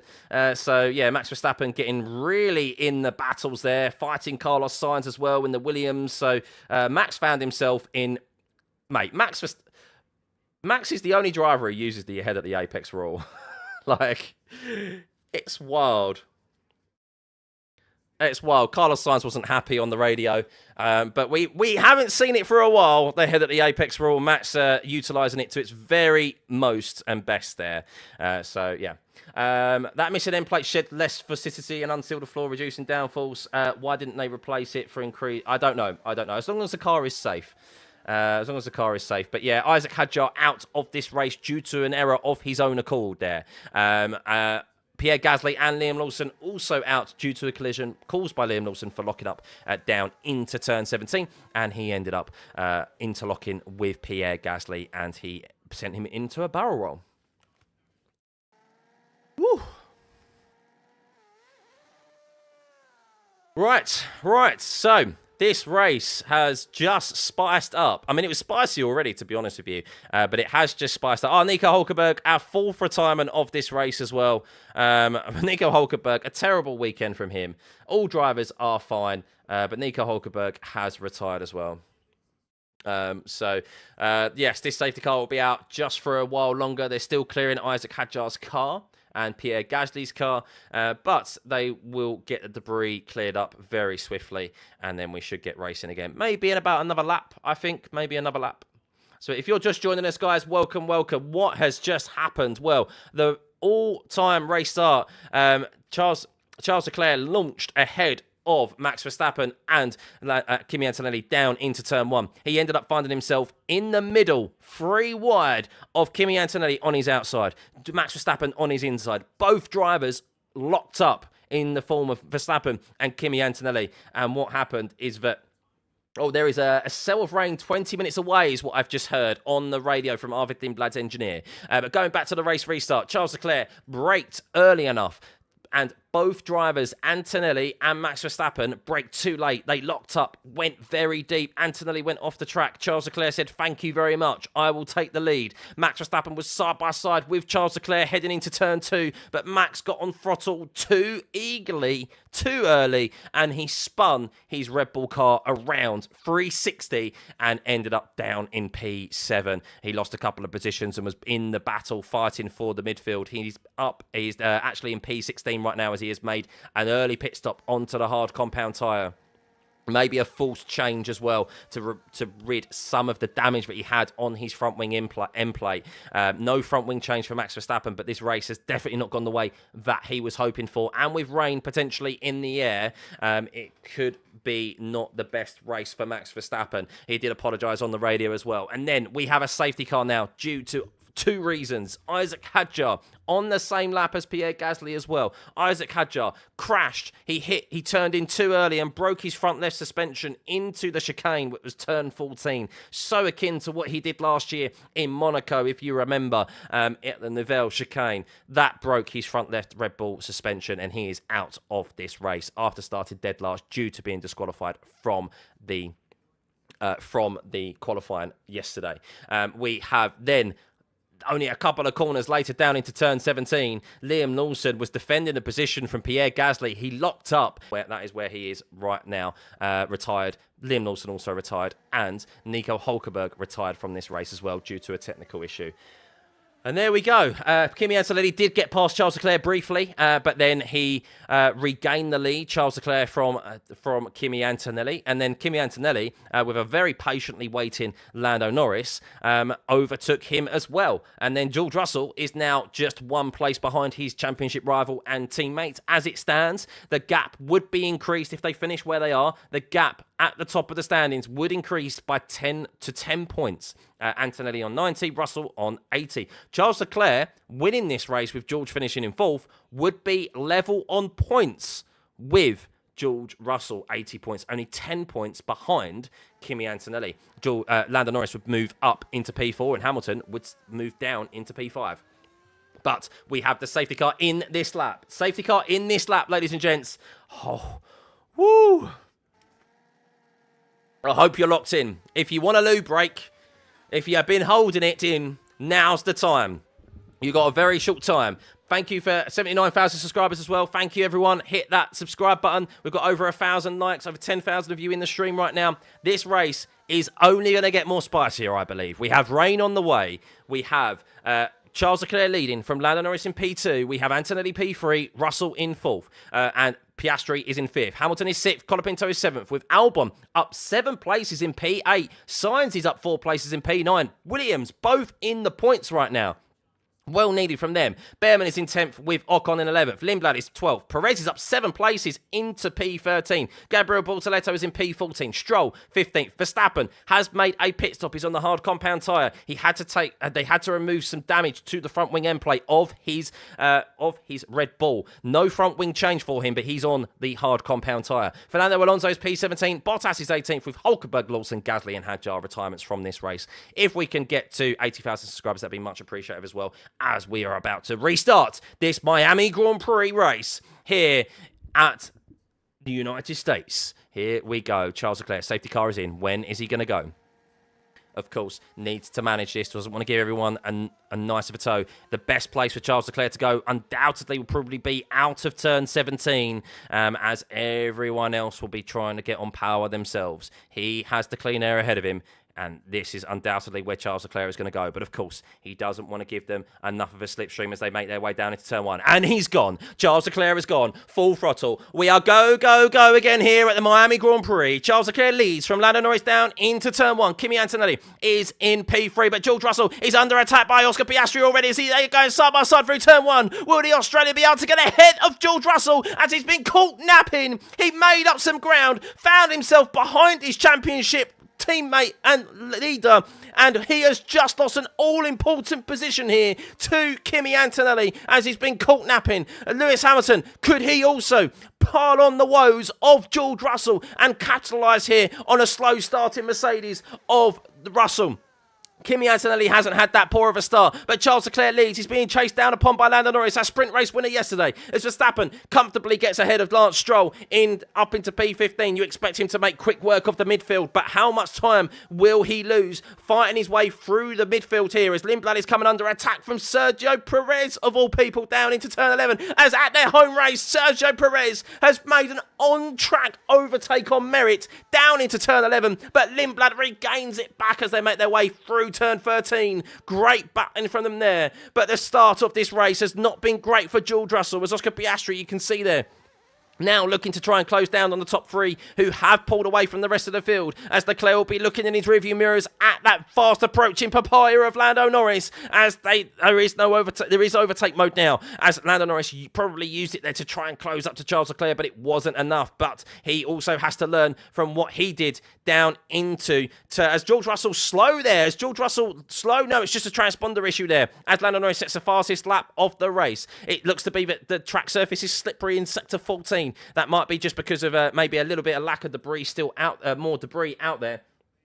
As Piastri is saying that was super dangerous by George Russell. Yet to see a replay of exactly what occurred, but he was probably talking about the overtake down into turn 1, potentially maybe moving under braking by George Russell, or maybe there was a difference in speed. Yet to see exactly what occurred there. But one thing is for sure is that Piastri now has his foot down and is looking to try and close the gap on Kimi Antonelli. But all eyes to the front here for the battle for the lead, because Lando Norris is closing ever so quickly on the Ferrari of Charles Leclerc, and Lando Norris, who won the sprint race yesterday, leads down into turn 11, but will Charles Leclerc be able to break late down into turn 11? They're side by side, and Charles Leclerc has to concede and ensure he doesn't lose too much time, because Kimi Antonelli is very close behind, as Lando Norris leads the Miami Grand Prix on the 13th lap here, ahead of Charles Leclerc. But how long will he be able to hold on to this for? Because Charles Leclerc is close behind, as is Kimi Antonelli as well. Kimi Antonelli is under half a second to Charles Leclerc. Could Charles potentially be losing 2 positions here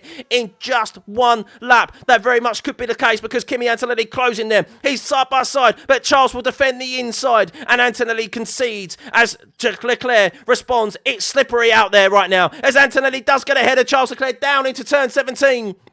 But they're still side by side. Charles is coming back at Kimi here. You can see Kimi stays ahead for only a short while, and Charles regains P2 from Kimi Antonelli. It could have been an almighty poor lap for Charles Leclerc, and all the while that has happened, that has just allowed Charles Leclerc to make a little bit of movement ahead and pull out a bit of a gap on Charles Leclerc, as George Russell complains he was in the wrong strap mode on the race restart. Again, just like it was a repeat of Suzuka, where he was in the wrong battery mode when it came to the race restart, down on power. That at least is what George Russell is saying on the radio has contributed to him losing a position to Oscar Piastri, and well, he could be susceptible to losing another position as well, as George Russell looks in his rearview mirrors at Lewis Hamilton. But all eyes to the front again as Kimi Antonelli is looking for a move on Charles Leclerc. He's ahead of him for now, but will he be able to stay there for long? Is he on the inside? Is he on the outside? They're side by side through the marina. They're losing all important time to Lando Norris, and Kimi holds on to P2 for now, as there will be another attempt down to turn 17. Lando Norris is trying to run away here, as the two drivers of Antonelli in the Mercedes and Leclerc in the Ferrari tussle it out. Lando, with that clean air, like he did in the sprint race yesterday, is just trying to pull away here. Antonelli still has enough of a slipstream to just stay close enough to Lando Norris, but Charles Leclerc loses a bit of time on throttle out of turn 17. Rain is potentially on the way as well. 41 degrees is the track temperature, so it is indicating that it's clear skies out there. Does look a bit, well, not quite clear skies. It is a little bit overcast at the moment, but not reigning at this moment in time. But Kimi Antonelli is back in P2. We've seen a number of swapping of positions here, but Lando Norris, who had a poor qualifying yesterday and started P4, now finds himself up 3 places into P1.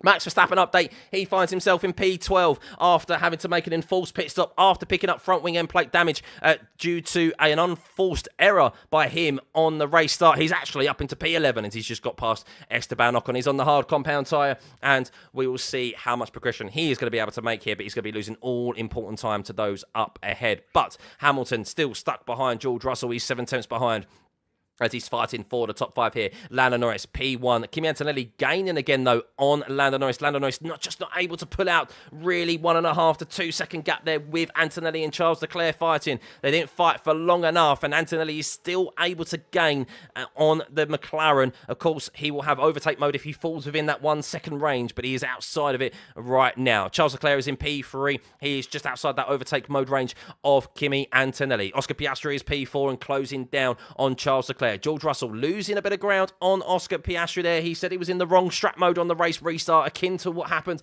in Japan at Suzuka, where he lost positions as well on the race restart, as Charles Leclerc really closed up under braking on Kimi Antonelli into turn 17. Very good on the brakes. He doesn't have overtake mode on that last lap, but he will have overtake mode this time around. And well, I think Kimi Antonelli actually made a little bit of a mistake there and went a bit deep because he's lost quite a heap of time to Lando Norris. That gap has just jumped out to 1.8 seconds. It was around 1.2. As just watching the replay here of what happened to Kimi Antonelli down into that corner, they haven't exactly shown a replay of it, but definite error there as Kimi Antonelli lost a couple of... Look at that. Even Lando Norris has just absolutely nailed that last sector, but you could see he gained 3 tenths there, Norris, on Kimi Antonelli in that last sector, as that gap is now out to 2.3 seconds. That is a big gap that Norris has just formed with rain potentially on the way, as Charles Leclerc is now closing down Kimi Antonelli. You can see 1 second is the margin. Antonelli has just got that gap down to under 2 seconds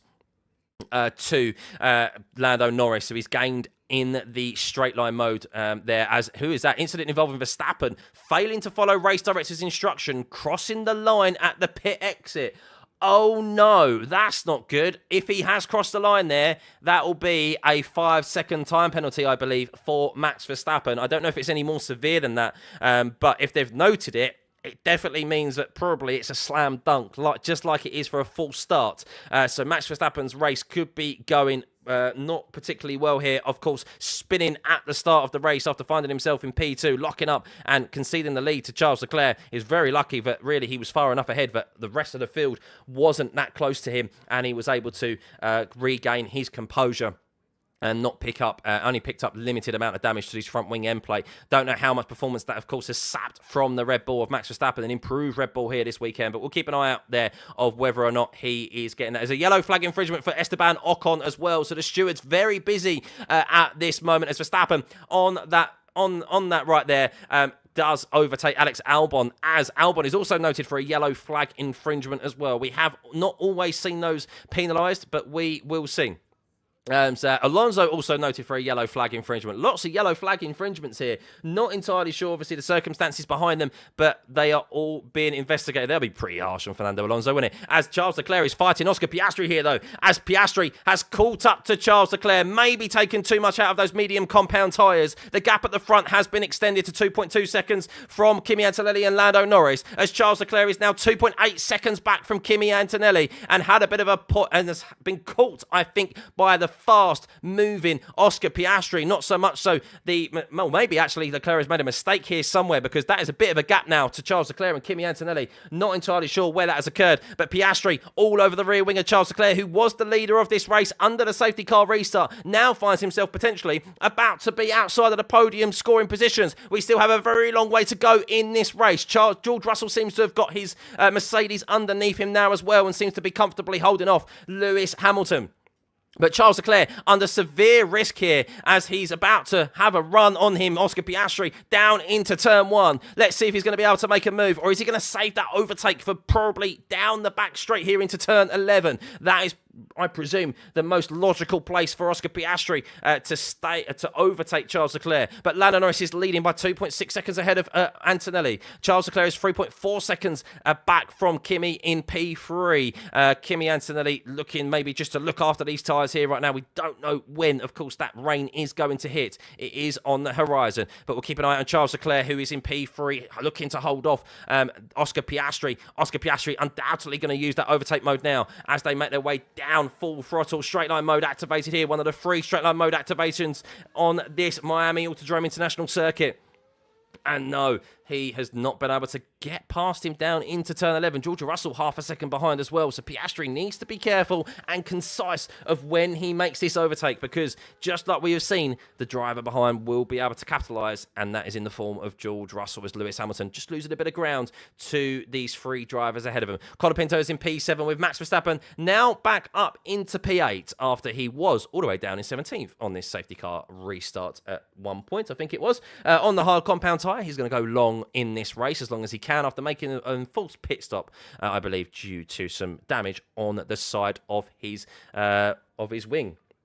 As Verstappen was not happy with the Williams of Carlos Sainz. Carlos Sainz saying he, not Albon, who was it? Max Verstappen complaining that Sainz shoved him out into the bollard, so he wasn't too happy. But Charles Leclerc did hold off Oscar Piastri last time around, so maybe Piastri didn't have the battery stored up to be able to utilise that overtake mode. But the gap at the front, Antonelli, a 33.244 last time around, is losing ground to Lando Norris. Nearly 3 seconds is the gap. Of course, he will be getting the dirty air, the wake from the McLaren ahead of him. As Oscar, you can see there, Lando Norris just done a fastest first sector. Half a second quicker there is Lando Norris on Kimi Antonelli in that first sector. So Lando Norris really trying to pull out a lead right now on the rest of the field. Of course, a very long way to go in this race, as Perez is being told, we expect a shower in 2 to 3 laps and we want to survive it, potentially coming in the first sector and sector 2. So rain is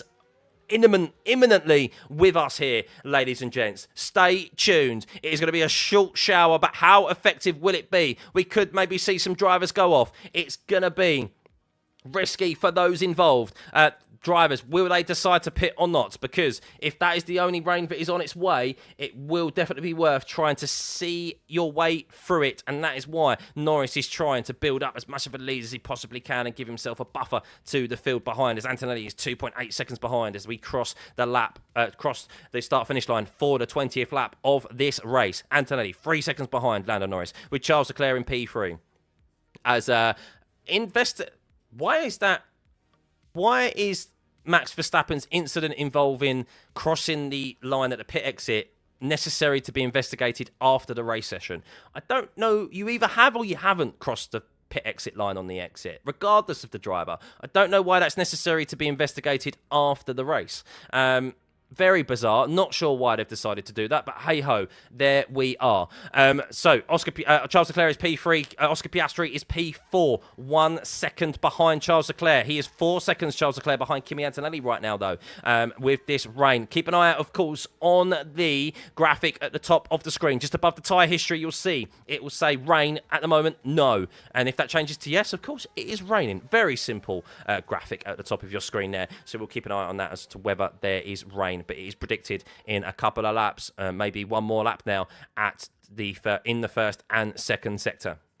Of course, the second sector is tight and twisty, so need to be careful, of course, braking through there. And the first sector with that fast, high-loaded section of corners of turn 4, 5, and 6. But Lando Norris leading 2.6 seconds ahead of Kimi Antonelli. Charles Leclerc losing ground on Kimi Antonelli right now. Valtteri Bottas switching positions with one of the Aston Martins there of Fernando Alonso. He's having a bit of a fight. The Cadillacs and the Aston Martins at the back. Good to see they have at least a battle between themselves and something to fight for rather than just doing laps. Colapinto is now looking in his rearview mirrors at the Red Bull as Max Verstappen as George Russell has pitted.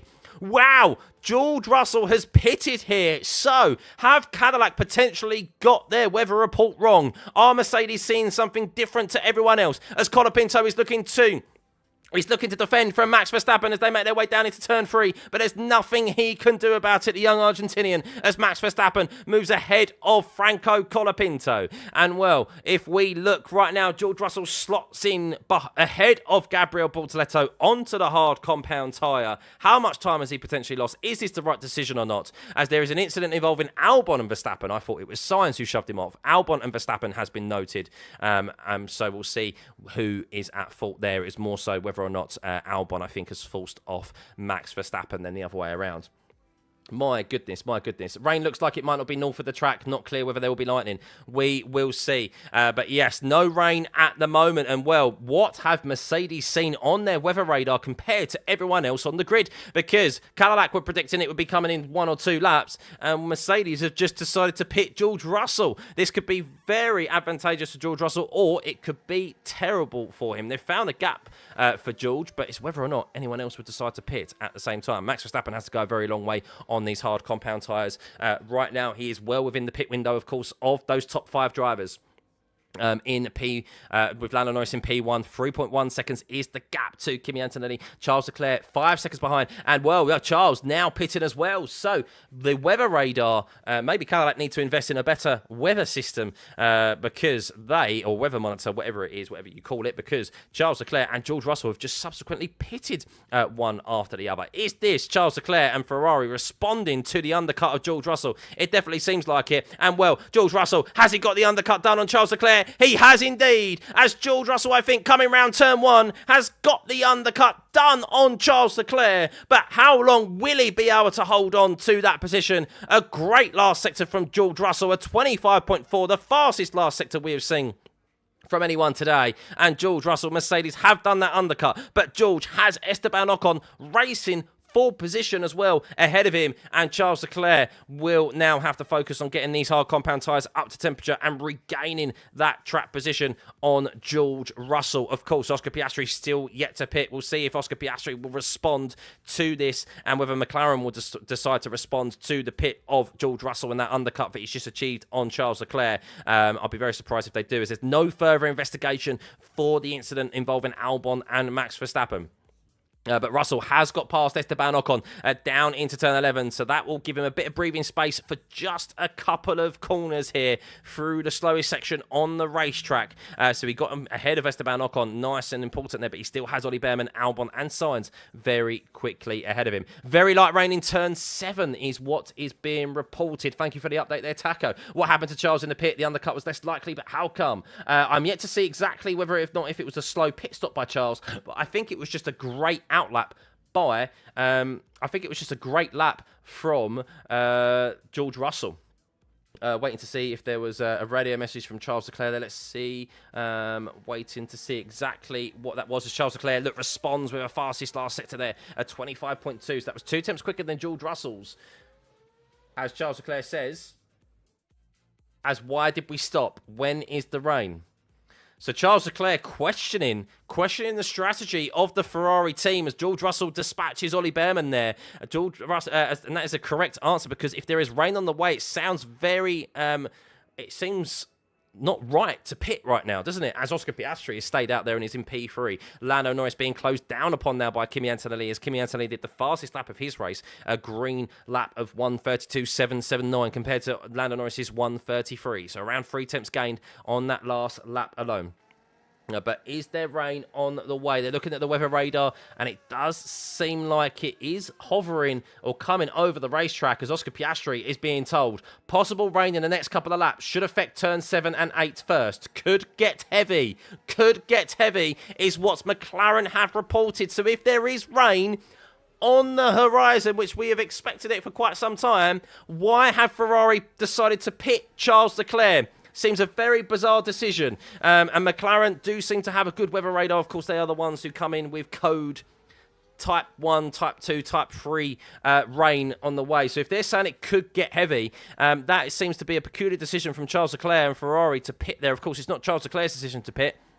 They were trying to cover the undercut, I presume, of George Russell, but they've allowed the undercut of George anyway. But Oscar Piastri and McLaren are staying out there. They're predicting this rain is going to come in, and they're going to try and go as long as they possibly can. Lando Norris, 2.7 seconds ahead of Kimi Antonelli, with Oscar Piastri 7.8 seconds behind Kimi in P3. Lewis Hamilton is 4 seconds behind Oscar Piastri, with Max Verstappen closing quickly on Lewis Hamilton. 2.1 seconds is the time right now, as Charles Leclerc is being told.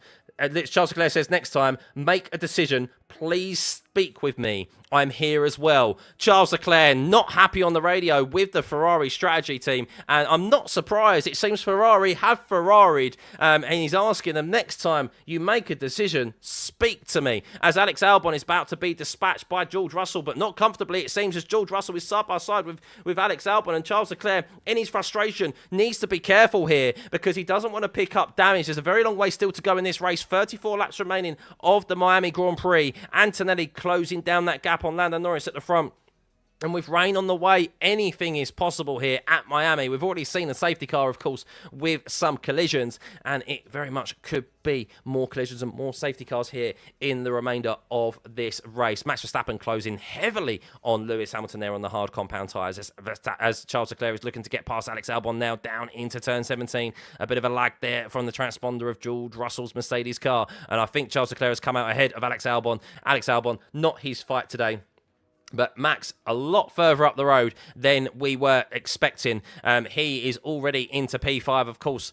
With those, if the rain doesn't arrive, then Max has track position here and will be going to the end of this race on the hard compound tyre. And, well, we have seen this hard compound tyre go a very long way here before already this season and at Miami in previous years. But lots of engineers... a lot of engineers are saying that there is rain on the way. Ollie Behrman's engineer now reporting that rain is going to be arriving. It's just a matter of when. Keeping an eye out, of course, on that rain notification at the top of your screen there. At the moment, it says no, but when that changes to yes, of course, it will be raining. As Lando Norris now reports, yep, a few spots of rain here. Lando Norris now reports that there are a few spots of rain on his visor. As Max Verstappen says, there's some rain around, as the engineer of GP reports to Max Verstappen, there's some rain around where you are. George Russell, some reports of rain at Sector 2. So rain is arriving here, has arrived at Miami. How hard is it going to be? How much is it going to affect the racing surface for these drivers out there as Charles Leclerc is looking to try and dispatch George Russell, who he has been able to be undercut? Let's see, as GP did report to Max there that it's a short cell that is passing. So how much is it going to be? Just catching the edge of it. No rain in the pit lane, should last a very short amount of time. No rain in the pit lane. So it seems to be that Miami right now is lucky that all the racing... all the rain cells are slightly avoiding, or they are avoiding, the Miami race circuit. But let's have a rundown of the grid thus far as we are 32 laps into this race. Lando Norris leads by Kimi Antonelli by 2 seconds. Oscar Piastri is 10 seconds back from Kimi Antonelli in P3, still yet to make a pit stop. Hamilton is in P4, but under pressure from Max Verstappen, who has made a pit stop as track surface slippery in number 15, but it has just been notified it's been cleared. Max Verstappen closing down. Lewis Hamilton looks like he might get a move done on Lewis down into turn 11. A repeat of yesterday, of course, where Lewis Hamilton was forced off the track by Max Verstappen. Max Verstappen has already been in a tangle a few times today. He's had a very eventful first half of this race as George Russell gets ahead of Carlos Sainz as he was under pressure from Charles Leclerc. That's come at a very handy time for him. And undoubtedly, Max Verstappen is going to have a look at Lewis Hamilton down into turn 17 now. We'll stay on board with this before we then run through the grid again, as Bottas has been noted for speeding in the pit lane. That's not very good for Cadillac. You have one job. As Hamilton making his way into the braking zone of turn 17. Max goes deep into the brakes, as we know that he likes to do. Is he going to come out ahead? They're side by side, the two former rivals. There's still no love lost between these two. And, well, Verstappen comes out ahead as Antonelli pits. Mercedes have pitted. And, well, how timely is this pit stop going to be? They've seen the undercut work on one car already in the form of Charles Leclerc and George Russell. Well, what will Mercedes be able to do here? And, well, what will McLaren do? How will McLaren respond? Is there rain in the air? Is there not? Is it on the way? I have no idea right now. But Mercedes have made a call. They have gone for their one and only pit stop here that you suspect if it is going to be dry conditions. And how long do the McLaren hold out for? We will see. But that promotes Piastri up into P2. Max Verstappen back up into P3 after he dispatched Lewis Hamilton. And he will be looking to chase down Piastri, who is struggling, well, not struggling, but losing a bit of ground on those medium compound tyres. Lewis Hamilton is P4 with Kimi Antonelli in P5 after just making that pit stop. We have Colapinto in P6 right now. Still yet to make a pit stop, though, so he will drop behind Russell and Leclerc when he does eventually make it. Good race for him thus far. Russell is in P7 with Charles Leclerc, P8 making their pit stops. Leclerc not happy with that pit stop on the radio, saying that he needs to be involved the next time they make a decision on when they pit. As Kimi Antonelli on the rear of Lewis Hamilton now, he's just done the fastest middle sector out of anyone there. A purple middle sector for him, a 34 flat. Carlos Sainz is P9 with Alex Albon in P10. A good race for the Williams thus far, capitalising on the misfortune of others.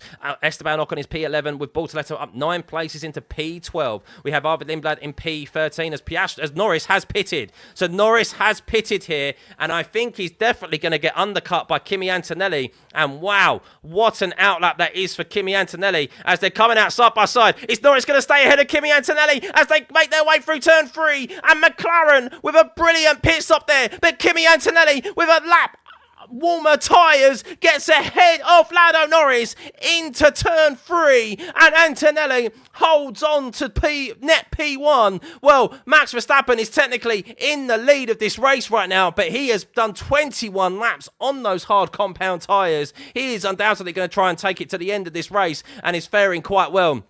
He is going to play an important role in how this race unfolds right now. Oscar Piastri, of course, waiting. He is staying out there. He is sacrificing his race right now. Antonelli did get ahead of Lando Norris, but Lando Norris will have those tyres up to temperature very quickly. And we still have a race on our hands here after what we do presume will be the one and only pit stop here, with all the talk, of course, of thunderstorms, lightning and torrential rain. We have seen none of it in this race. It's been on the horizon, it's been predicted, but we have avoided it thus far. And here we go. Verstappen, Antonelli, Norris, nose to tail as they make their way down the back straight. Antonelli, is he going to go for a move on Verstappen here down into turn 17? He needs to be careful because Norris is there ready to capitalise, and they're very patient as they make their way through turn 18. Let's see what will happen, as Albon will be noted for a yellow flag infringement after the race. I think they're all being noted as Piastri now decides to pit. But Kimi Antonelli there, as he was patient with Max Verstappen, may have been too patient, as Norris is looking for a move on the young Italian down into turn 1. He's unable to get it, and this is just going to allow Verstappen to pull away somewhat from Kimi Antonelli. 7 tenths is the gap right now, but that is what Norris is hoping for, that he can displace Antonelli from the slipstream and the overtake mode from the Red Bull ahead, who has 22 lap-old hards compared to Antonelli's 2 lap-old hards and Norris's 1 lap-old hards. How hard will Verstappen be able to defend here? For how long will he? There's 29 laps left in this race. It'd be a valiant effort if he's able to do so, but I don't suspect he will. As you can see here, Antonelli gaining. Is Verstappen going to lose 2 positions in one corner here? We will see, as Norris looks to go for a move on Verstappen as well, down into turn 11. They're side by side, but Norris just holds back as Antonelli importantly gets ahead of Max Verstappen, and Norris will be looking to try and do exactly the same down into turn 17 as well, so that he could go on the attack of Kimi Antonelli, who would be extending his championship lead by 15 points if he wins this race today, with George Russell currently in P5. Of course, he will be promoted up a position if Colapinto eventually decides to pit, which he will do, of course, otherwise he'll be disqualified. But George Russell still holding off Charles Leclerc, as yes, Norris comfortably, without much effort, gets ahead of gets ahead of Max Verstappen down into turn 1. But Max isn't going to give it up easy. Of course he isn't. Of course he isn't going to give it up easy. But he doesn't have the grip on those hard compound tyres to hold it through the corner. But will he have the pace down the straight of the start-finish line down into turn 1? No, but he will have overtake this time around. But Norris will be thinking less so in his rearview mirrors and more so at the rear wing of the Silver Arrow. That is Kimi Antonelli, who leads this race, as he did at the start, on pole position. It was Charles Leclerc, of course, who did lead this race at the start, and with the safety car restart as well, as Antonelli and Verstappen both made errors at the start of this race. Verstappen more severely than Kimi Antonelli by going round in a spin and damaging his car in the meantime. But Antonelli was able to just keep it intact, and while he lost a couple of positions, as we've seen so often this season, at the start of the race, he does be able to recover in that powerful Mercedes car that is currently leading the championship. So Oscar Piastri, a fastest first sector for him. He has pitted. No rain right now, as there has been a drive-through penalty for Bottas for speeding in the pit lane. Oof, harsh. Drive-through penalty now. That used to just be a stop-and-go penalty or a penalty taken at the pit stop. But a drive-through penalty for Valtteri Bottas is one that is going to hit hard, as he is currently down in 18th position, dead last. But Kimi Antonelli, the fight at the front is where we are looking at, as Antonelli leads by 1.4 seconds from Lando Norris after getting the undercut done on the McLaren driver. Max Verstappen, who pitted very early on in this race, is in P3 and losing ground quickly on Lando Norris, as he is done, as his tyres are 20 laps older than that of Kimi Antonelli and Lando Norris. Franco Colapinto hanging it out there, by the way, doing a very good job. They're probably hoping for some rain late on there so that they can get maybe a cheap pit stop in P4. George Russell is now being overtaken by Charles Leclerc down into turn 1. It's taken Charles a few laps. He was undercut by George Russell and Mercedes, and he was unhappy with the pit stop from the team. He was unhappy that he wasn't involved in the decision making, and well, he has now got past George Russell. But how much time has he lost? He'll be looking to try and pull away from the Mercedes driver and get past Colapinto and chase down Max Verstappen for that podium position, which really he does deserve today, and it's the place where he started and qualified, of course, in P3. Piastri, with a bit of clean air, has been able to close up the gap to Leclerc and Russell, so don't rule out Oscar Piastri in this battle. He is on much fresher tyres than that of George Russell, 8 laps fresher than that of George, and 7 laps fresher than Charles. So Oscar Piastri, while Charles would be thinking about closing down Max, could be looking very quickly in his rearview mirrors at the papaya of the McLaren of Oscar Piastri, as he could maybe round off the podium positions here. But back to the front, we look at Antonelli and Lando Norris. 1.393 is the second. Almost identical lap times there, only a few hundredths of a second separating Antonelli and Norris last time around. It is definitely a battle between these two for the race win, with 27 laps remaining here. Will Max pit again? I don't believe so, unless maybe he loses a significant amount of time and those hard compound tyres do really fall off. But I think they'll probably be hoping that there is a rain cell that comes through, so that he's able to hold on to position, because everyone else will decide to pit. As Colapinto has now pulled the trigger and has pitted, as did Lewis Hamilton last time around as well. And thank you everyone for tuning in, by the way. We are nearly at 80,000 subscribers. If you can hit that subscribe button and get the stream to 80,000, it'll be much appreciated. 15,000 of you here, 15,500 of you here in the stream. 70% of you don't hit that subscribe button who watch these race watch-alongs. Of course, we'll be here for Canada in a few weeks' time. Unfortunately, we have to wait 3 weeks now until we head to Canada, which will also be a sprint race. But we still have 26 laps remaining here at Miami. We were worried that it wouldn't even get underway or that it would be postponed. But we have been thoroughly entertained in a dry Miami Grand Prix here. I thought we'd need wet weather for it to be chaotic and entertaining. No, we just needed drivers not racing for 5 weeks, as that is what has been presented to us here. I still think there's more to be said here. The story has not been told at this Miami Grand Prix. Lando Norris, 32.069 last time around, but has lost a little bit of time to him through that middle sector. So obviously he's eating the dirty air now of Kimi Antonelli.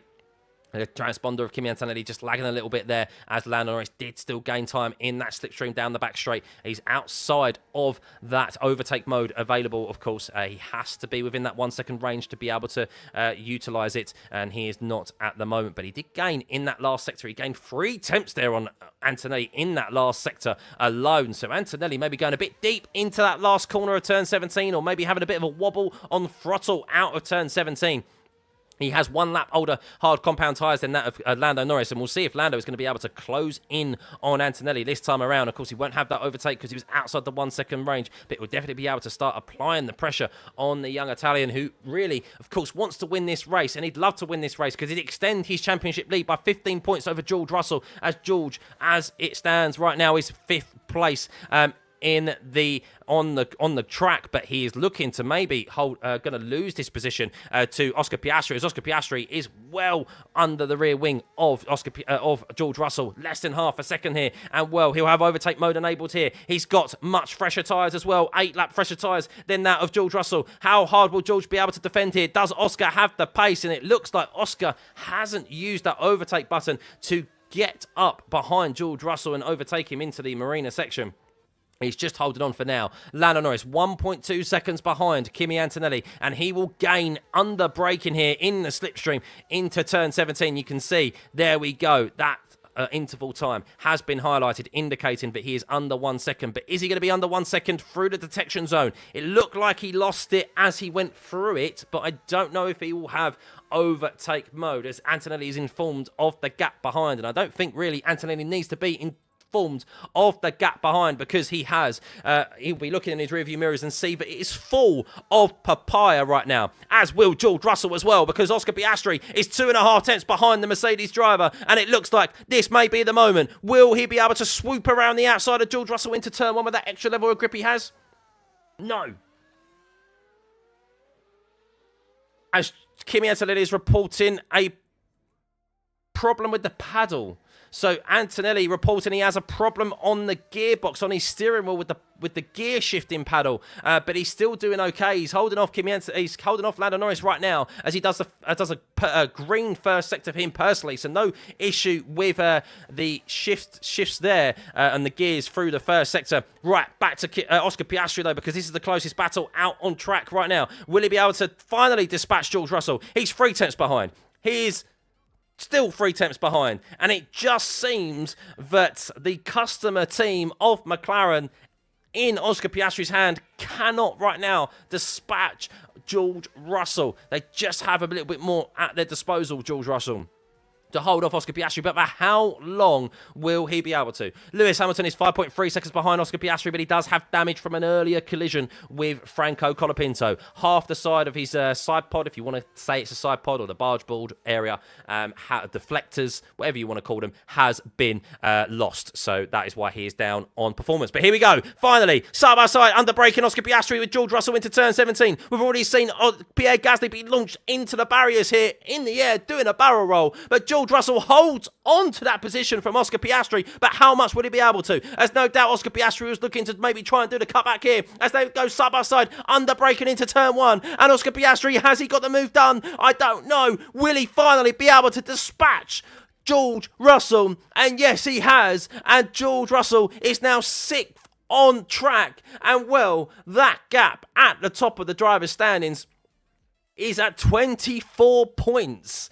If George Russell finishes 6th and Antonelli wins this race, Lando Norris has just done the fastest first sector of anyone. A purple there to try and close up the gap to Kimi Antonelli. 1.3 seconds is the gap on track, but he loses a bit of time under braking and through the Marina section. Max Verstappen just comfortably managing his tyres here as he is being closed down upon by Charles Leclerc ever so quickly. As George Russell gets back past Oscar Piastri, he's got back past him. Oscar Piastri has lost that position. He only held onto it for a couple of corners, and George Russell said, I will take it back. Thank you very much. I don't want to give 24 points to my teammates. And he is back up into P5. But I suspect this is not going to be the last of it, as Oscar Piastri will also look at re-overtaking him down into turn 17, as Norris has got that gap to under 1 second now with a fastest lap of the race, a 31.869. Purple on your timing screens there for Lando Norris. As yes, Oscar Piastri does regain that place from George Russell. So it was very short-lived for George Russell to regain that position from Oscar Piastri. So, Kimi Antonelli, has he got issues with that gearbox and that paddle? We will see, but that's a tremendous lap from Lando Norris. 6 tenths gained on the last lap alone to close down on that Kimi Antonelli, our championship leader right this moment in time, looking to extend his lead over George Russell, which he will do whether he finishes in 1st or 2nd, because George is down in 6th place. As we run through this grid, as Antonelli is being closed down upon by Lando Norris with some lap cars. Lance Stroll getting in the way here as they make their way through the tight Marina section. Is Lance Stroll going to move out of the way of both drivers? He is indeed, and has that hurt Lando Norris more so than it has hurt Kimi Antonelli? But as we run through it, we'll run through the grid here as they make their way down the back straight. Antonelli leads by 1 second from Lando Norris. Verstappen is 9.6 seconds back in P3 as he made a very early pit stop and is being closed down upon by Charles Leclerc in P4, but he's 6.4 seconds behind. George Russell is been overtaken by Oscar Piastri, who is in 5th place. George is in 6th place, looking to try and stay on the coattails of the Australian. Lewis Hamilton is running with damage and is pretty lonely in this race in P7 as he's 2.9 seconds behind George and Piastri as they've been fighting. So maybe he can capitalise here as Lando is now well within 1 second of Kimi Antonelli. It could be an attempt here this lap. As we continue through the rest of the field, Colapinto is running a very, very comfortable race here in the Alpine. Query qualified in P8 with his teammate out of this race as So Alpine on track at the moment. Carlos Sainz is P9 and Alex Albon is in P10. They're fighting for 2-point scoring positions here after capitalising on the misfortune of others earlier on in this race. As Behrman is in P11, chasing down Alex Albon for that last point on the board. Esteban Ocon is 9 seconds behind his teammate in P12. Bortoleto is 13th. Lindblad 14th. Alonso 15th. Perez 16th. Stroll 17th. Bottas is 18th. As we jump back to the top of the timing screens here, before we look back at the retirements of this race, Kimi Antonelli is well under a threat and attack by Lando Norris as he is getting into the dirty air of the Cadillac of Sergio Perez. As they make their way through the tight, twisty section of Sector 2, it is Sergio Perez in the way right now. He can't get out of the way here into turn 14, 15 and 16, and this is going to hurt Kimi Antonelli surely as they make their way out of the exit of turn 16, unless Lando Norris has also been hurt here with the backup of Sergio Perez. And yes, I don't think Norris has been able to really capitalise there on the misfortune of Antonelli with Sergio Perez. But as we go back to the retirements of this race, Nico Hulkenberg retired. Liam Lawson crashed into Pierre Gasly, sending him into a barrel roll and launching him onto the top of the barriers, the tyre barriers, into turn 17. He retired from this race, and Isaac Hadjar on the same lap crashed of his own accord, breaking his front left steering angle into turn 14, the chicane, just turning in too early, just like he did in Monaco last year at the Neville chicane. Thank you, Chandra, much appreciated. Yeah, guys, if you've been enjoying the watch along and the commentary and everything that's been involved here, please hit that like and subscribe button. It'd be much appreciated. Nearly at 80,000 subscribers. We have over 16,000 of you in the stream. Let's get this stream to 5,000 likes and 80,000 subscribers. 500 more of you just to hit the subscribe button. It'd be much appreciated. We have our driver ratings coming tomorrow, of course, and we have the rest of the season to look forward to as Kimi Antonelli under attack from Lando Norris now, as Lando Norris is around half a second to Kimi Antonelli. He's well within that overtake range. He got undercut by the Italian in Mercedes earlier on. He did come out just ahead of him, but Antonelli, with that extra lap on those hard compound tyres, with them up to temperature, was able to get around him into turn 3 as he left the pit lane exit. Lando Norris, but Lando just struggling through the middle sector to try and stay close to Kimi Antonelli, and he's struggling there on throttle on exit through turn 16. You can see he's lost an all-important amount of time there, just dropped outside the 1 second range just for a moment, as Norris really gaining here down into turn 17. Maybe he used a bit of overtake mode there to really try and capitalise and close up that gap which he just lost. But Lando Norris doing a 32.3, Antonelli doing a 32.4, and well, I do think right now that maybe Norris is the fastest driver out on track, but you have to get past the driver ahead of you. He's not going to let you by easy, and there's 19 laps remaining of this race, with potentially rain still to arrive in the closing stages of this race. We've been lucky to not have any thus far, but could there be one more spanner in the works here in the closing stages of this brilliant Miami Grand Prix? We have a battle for the race lead in the closing stages here. 19 laps remaining. It is Antonelli leading from Lando Norris. Max Verstappen is P3, 11.5 seconds behind. He is just managing his tyres as best as he possibly can to try and not allow Charles Leclerc to close up that gap to him in the closing stages of this race, and maybe hope that there is a bit of rain later on so that he can maybe capitalise on the misfortunes of others or comfortably hold off Leclerc behind. But Oscar Piastri is rapidly closing Charles Leclerc. He was 4 tenths quicker than the Ferrari driver last time around. George Russell, even though with a green first sector there, he has been unable to really stay with Oscar Piastri with 8 lap-old tyres compared to the Australian, and he is now 2.1 seconds behind the McLaren, with Lewis Hamilton in P7 running a damaged Ferrari after a collision with Franco Colapinto in the early stages of this race. But Lando Norris struggling to really try and really get an opportunity or force an opportunity on Kimi Antonelli. He is just staying within those rear view mirrors. He's staying within the dirty air. And, well, you wonder how much he is hurting these tyres, Lando Norris, while being in the dirty air of this Mercedes ahead. But he's just not really able to really even get close enough to poke a nose on Antonelli and force him into a mistake. And Antonelli is managing this race very nice right now while being severely under pressure for around 10 laps or so, 12 laps or so since he overtook Lando Norris. So Antonelli having a very mature drive right now, even after the mistake at the start of this race where he lost the lead. So Lando Norris 9 tenths behind. Will he be able to gain here down into turn 11? Of course, he won't be able to use overtake mode every single lap because he won't have enough recharge. But it is about utilising it when you have that opportunity to do so. But he just cannot get. The closest we've seen him get to is half a second. He hasn't got under half a second at all. Since he has found himself behind Kimi Antonelli. So Antonelli doing a very good job. Alonso now getting in the way of them, though. Will Antonelli be able to...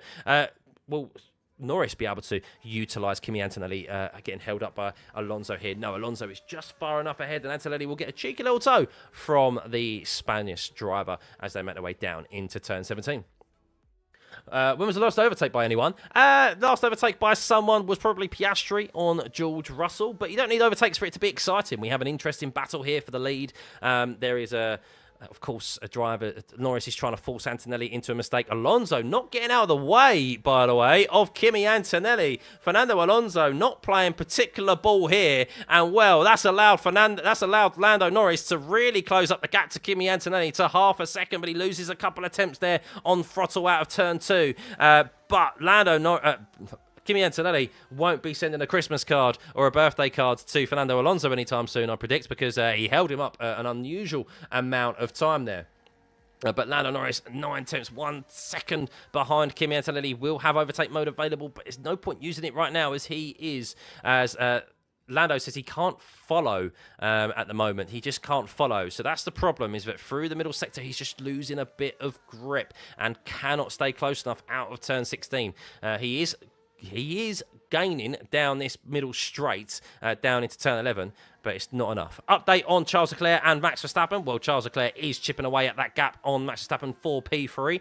Max, who pitted very early on in this race after having damage to his front wing end plate due to an uncharacteristic spin 360 out of the second corner on the start of this race. He just got a bit too...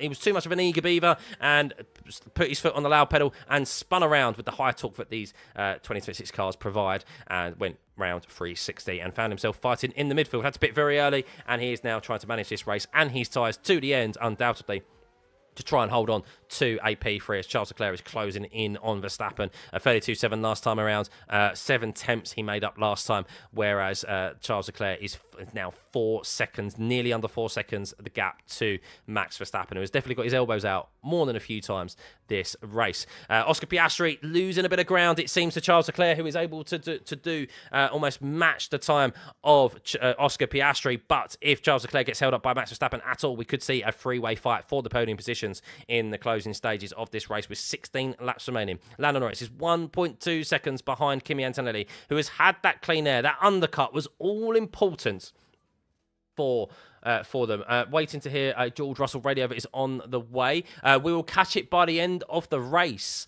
I wonder if that is a message that George Russell's engineer has just relayed to him, that there is rain on the way.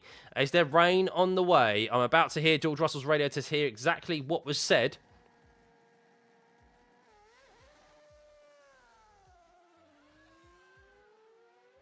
Waiting to hear. Hang on. No, they're talking about Max Verstappen in that regard. So they are forecast to catch Max Verstappen at the end of the race. So Max Verstappen, trying to manage his tyres as best as he possibly can, is being caught at a rate of knots. And, well, will he be able to hold on to P3, or will he potentially be able to even hold on to the top 5 with Charles Leclerc and Oscar Piastri fast approaching. But we do know catching is one thing, overtaking is another, as we have seen today in Formula 1 and many times throughout history of Formula 1. By the way, guys, yes, much appreciated. Over 79,500 subscribers, nearly at that 80,000 subscriber mark. Big thank you. Over 16,000 of you here. Hit that subscribe button. I know 70% of you aren't even subscribed. We'll be back, of course, for the rest of the season. But we still have 15 laps remaining here of this Miami Grand Prix. 1.2 seconds is the gap to Lando Norris and Kimi Antonelli. He's just been unable to really gain on the young Italian as Fernando Alonso is now making... I didn't even realise Fernando Alonso hadn't even pit yet. He's just done 41 laps on that set of medium compound tyres. And well done to Aston Martin. They are still running in this race. The reliability, the speed may not be improved, but the reliability definitely seems to have improved, unless they then retire within the next 15 laps, as commentators curse. Unfortunately, it does seem to occur. So apologies, Aston Martin fans, Alonso fans, if they do now retire from this race. Antonelli pulling out a bit of a gap now on that of... As George is saying, I just four-wheel sliding everywhere. It feels awful. So George Russell, who complained really that... Well, I say complained. He said that this track was not his best. He didn't like the way that the cars drive around here. And as Valtteri Bottas has been noted for ignoring blue flags, he's already had a drive-through penalty for speeding in the pit lane. Now it's been noted a black and white flag for ignoring blue flags. So Bottas could be breaking the record for the most amount of penalties in a race. It used to be Ocon, 5-second time penalty for Ocon. Maybe it's penalty to Bottas is the new saying. But Charles Leclerc really gaining out on track there. You can see 2.5 seconds is the gap to Max Verstappen. A green first sector, 3 tenths alone in the first sector on Max Verstappen last time round. Another 3 tenths, nearly 4 tenths in that middle sector to Max last time around. And it's a 32.6. He's just gained 1.1 seconds on Max Verstappen that lap alone. So have we now hit the limit of Max Verstappen's tyres here? 37 lap old hards. It's a valiant effort from Max, but he is being caught by Charles, and it does look like that Charles, with 15 lap fresher hard compound tyres, will be able to comfortably get past Max when he eventually catches him, which at this rate of knots will be in 1 lap more. Not this lap, the next time around. Lando Norris has dropped back to 2 seconds to Kimi Antonelli, as Piastri has been told Leclerc should catch Verstappen at around 3 laps. That's when it will start getting tasty. So Piastri also improving as well. Only 2 tenths off of Charles Leclerc's fastest lap last time around. So they are both catching Verstappen very quickly. But Charles Leclerc will now be, of course, in the dirty air, receiving the wake left off by that Red Bull of Max Verstappen. But Piastri gaining there, as Charles Leclerc does now get under 2 seconds to the Red Bull in front of him. So Kimi Antonelli and Lando Norris. Has Lando Norris maybe lost ground now? Is that all that he is able to expend out of those hard compound tyres to Kimi Antonelli? Or is he just backing off for a few laps to cool those tyres to then go on another charge? We have seen this be a strategy of Lando Norris many times in the past few years, where he will drop back to around a 2-second window to just cool those tyres, because the Pirelli tyres do come back to you if you bring those temps down. While the physical degradation here is not too high, as this isn't a high abrasive circuit, and there's only really one section of loaded corners, high-speed corners, which is turn 4 to turn 6. It is all about managing those tyre temps, and maybe that is what Lando is doing now, to then have one more attempt at the end of the race with 13 laps remaining. Antonelli has done well, but Lando can come back. Antonelli has managed this race very well, considering the race start as well. It could have been gone very poorly for him, but this is looking like a dream scenario for him, because as it stands, George Russell, if he finishes P6 and Antonelli wins this race, the gap will be 24 points at the top of the drivers' standings in the championship after 4 rounds. George Russell, who won the Australian Grand Prix, who everyone thought would be the champion, is the championship favourite. Well, he's rookie, you could say rookie championship contender, just like Lewis Hamilton did in his 2nd season in Formula 1, is going to be leading this championship and win 3 races in a row, as Antonelli is leading right now. Lando Norris is P2. Max Verstappen, well, all aboard that gap now to Charles Leclerc and Max Verstappen, because Charles is well within the slipstream and under the rear wing of Max Verstappen. Max looks in his rearview mirrors now. It will be full of red as Charles Leclerc. He's gaining. Doesn't he have enough? Is he going to go late on the brakes down into turn 1? I'm not so sure he will, as he just bided his time there. He wasn't close enough. And, well, the question will be, how hard can Max Verstappen fight this? How hard will he fight this? As Norris is being told, watch track limits, please. He's gone off at least twice now. So Lando Norris not happy with keeping an eye on Antonelli's track limits violations. And, well, Antonelli, of course, picked up track limits violation penalty yesterday, didn't he? Which cost him 2 places in the sprint race with a 5-second time penalty, which was very unnecessary for the Italian. And if he gets 2 more, I believe he will be on he'll receive that exact time penalty, as he is pushing at the moment, as Norris is 2.2 seconds behind. Leclerc, though, 4 tenths behind Max Verstappen. Is he going to go for a move here down into turn 11? No, he's going to wait. He's going to be patient. He has the grip. He has the pace, as Oscar Piastri is looking to capitalise on this battle. But how much longer will Verstappen be able to hold Charles Leclerc? Will it be for one more corner? Because he is half a second behind. And surely he's going to have the traction out of turn 16. He loses a little bit of time there, but only a couple of hundredths of a second. Let's see, as Charles Leclerc undoubtedly is pushing his button down now for the overtake mode. You can see he's gaining.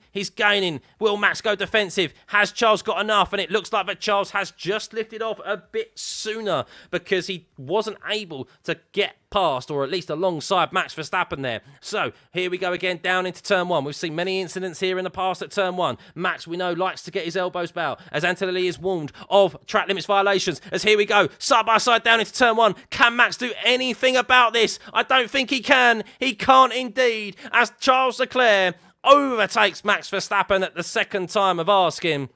But will Max be able to subsequently go back past Charles Leclerc down into turn 4? I think he has. You know, Max is going to get his elbows out. He ain't going to give it up easy. He may be on 15 lap older tyre, hard compound tyres. And, well, he said, I'll take that position back. Thank you very much. Come on, Oscar. Join the party. As Oscar Piastri, this fight for the last podium position here is now between Verstappen, Leclerc and Piastri. But did Max use a bit of too much battery usage there to regain that position? I think he may have done, as Charles Leclerc, with the slipstream, with straight line mode activated, late on the brakes into turn 11, gets back past Max Verstappen into turn 11. And, well, valiant defence from Max. And he now has to look at the rear wing of Charles Leclerc and very quickly, unfortunately, look in his rearview mirrors at now a papaya car fast approaching, and we will have a battle, I think, between Piastri and Leclerc. If Piastri is able to dispatch Verstappen quick enough, Piastri may be able to fight Charles Leclerc for this last podium position with 10 laps remaining.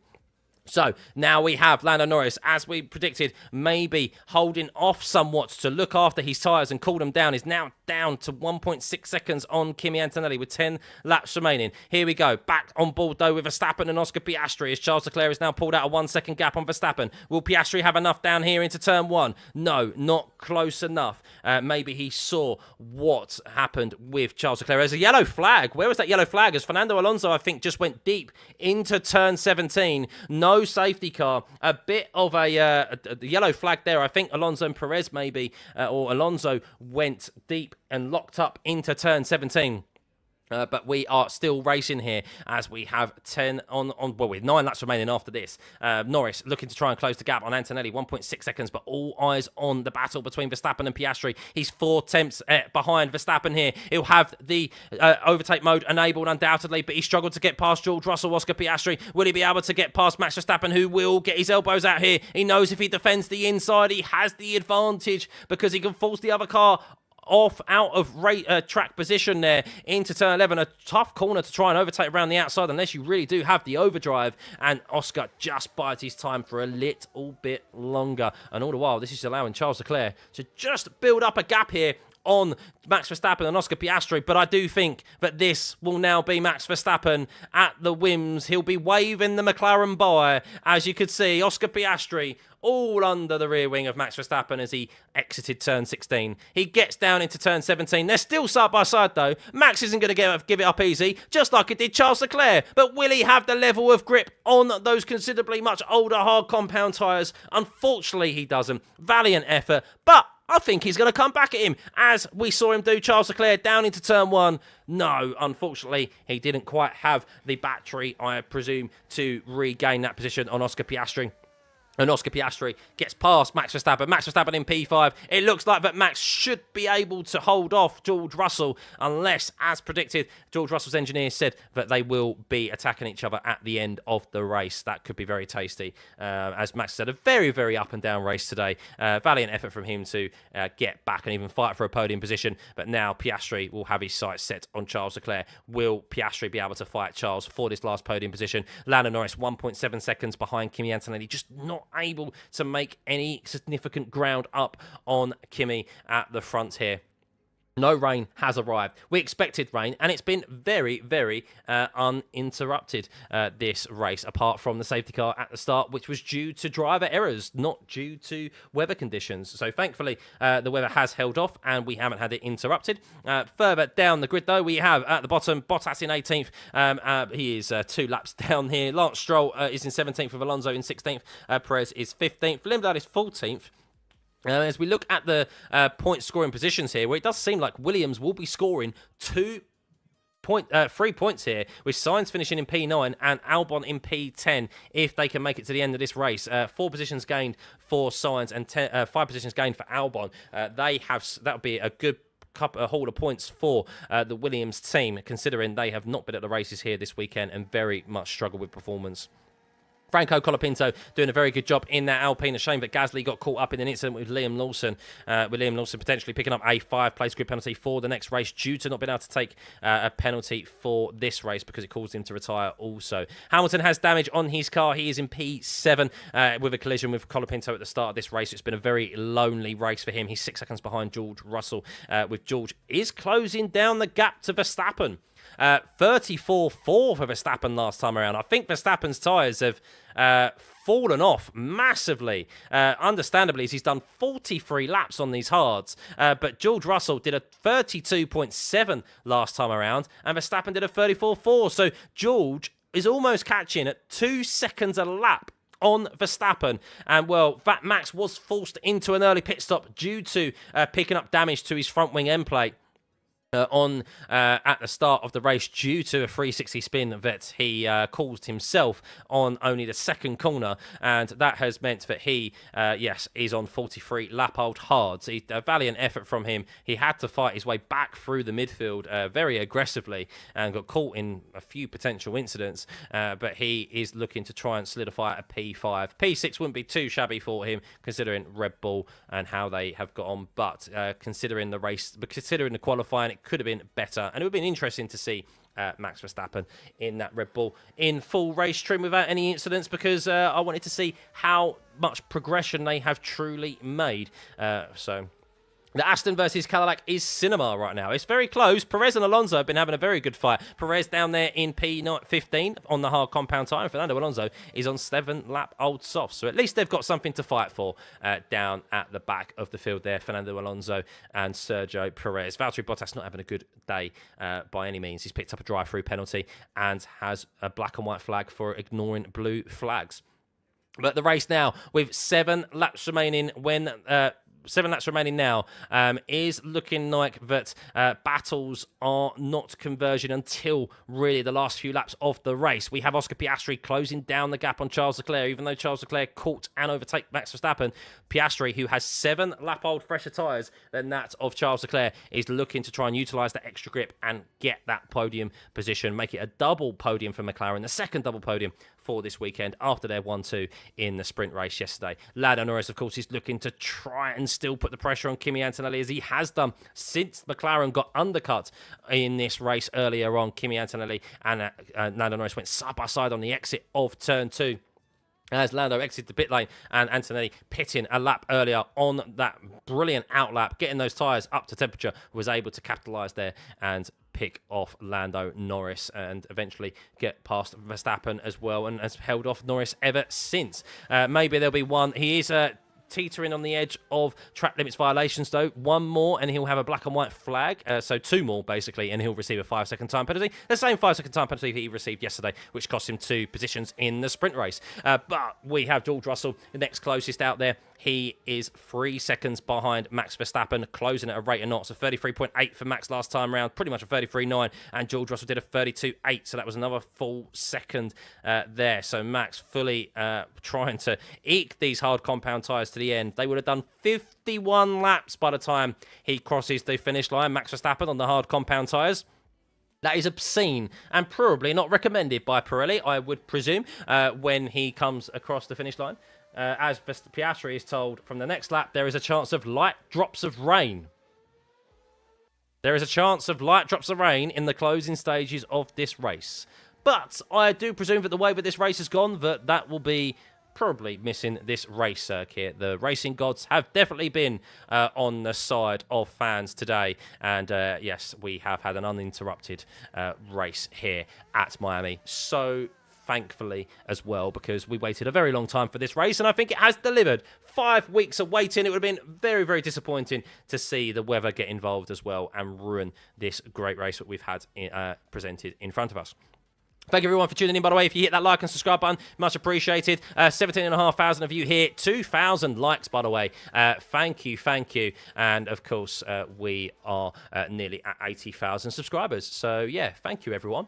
Much appreciated. But as we head back to the action with 5 laps remaining, Kimi Antonelli leads by 2.5 seconds from Lando Norris. As Lando Norris got caught, I think, a little bit behind the lap car of Gabriel Bortoleto. We have Charles Leclerc, who's 21.8 seconds behind Lando Norris. So they are, well, if there is light rain, let's say there was a downpour right now and you needed to make a late pit stop, I don't predict that will be the case. They are within that pit stop window. They have a free pit stop, Antonelli and Norris on Charles Leclerc.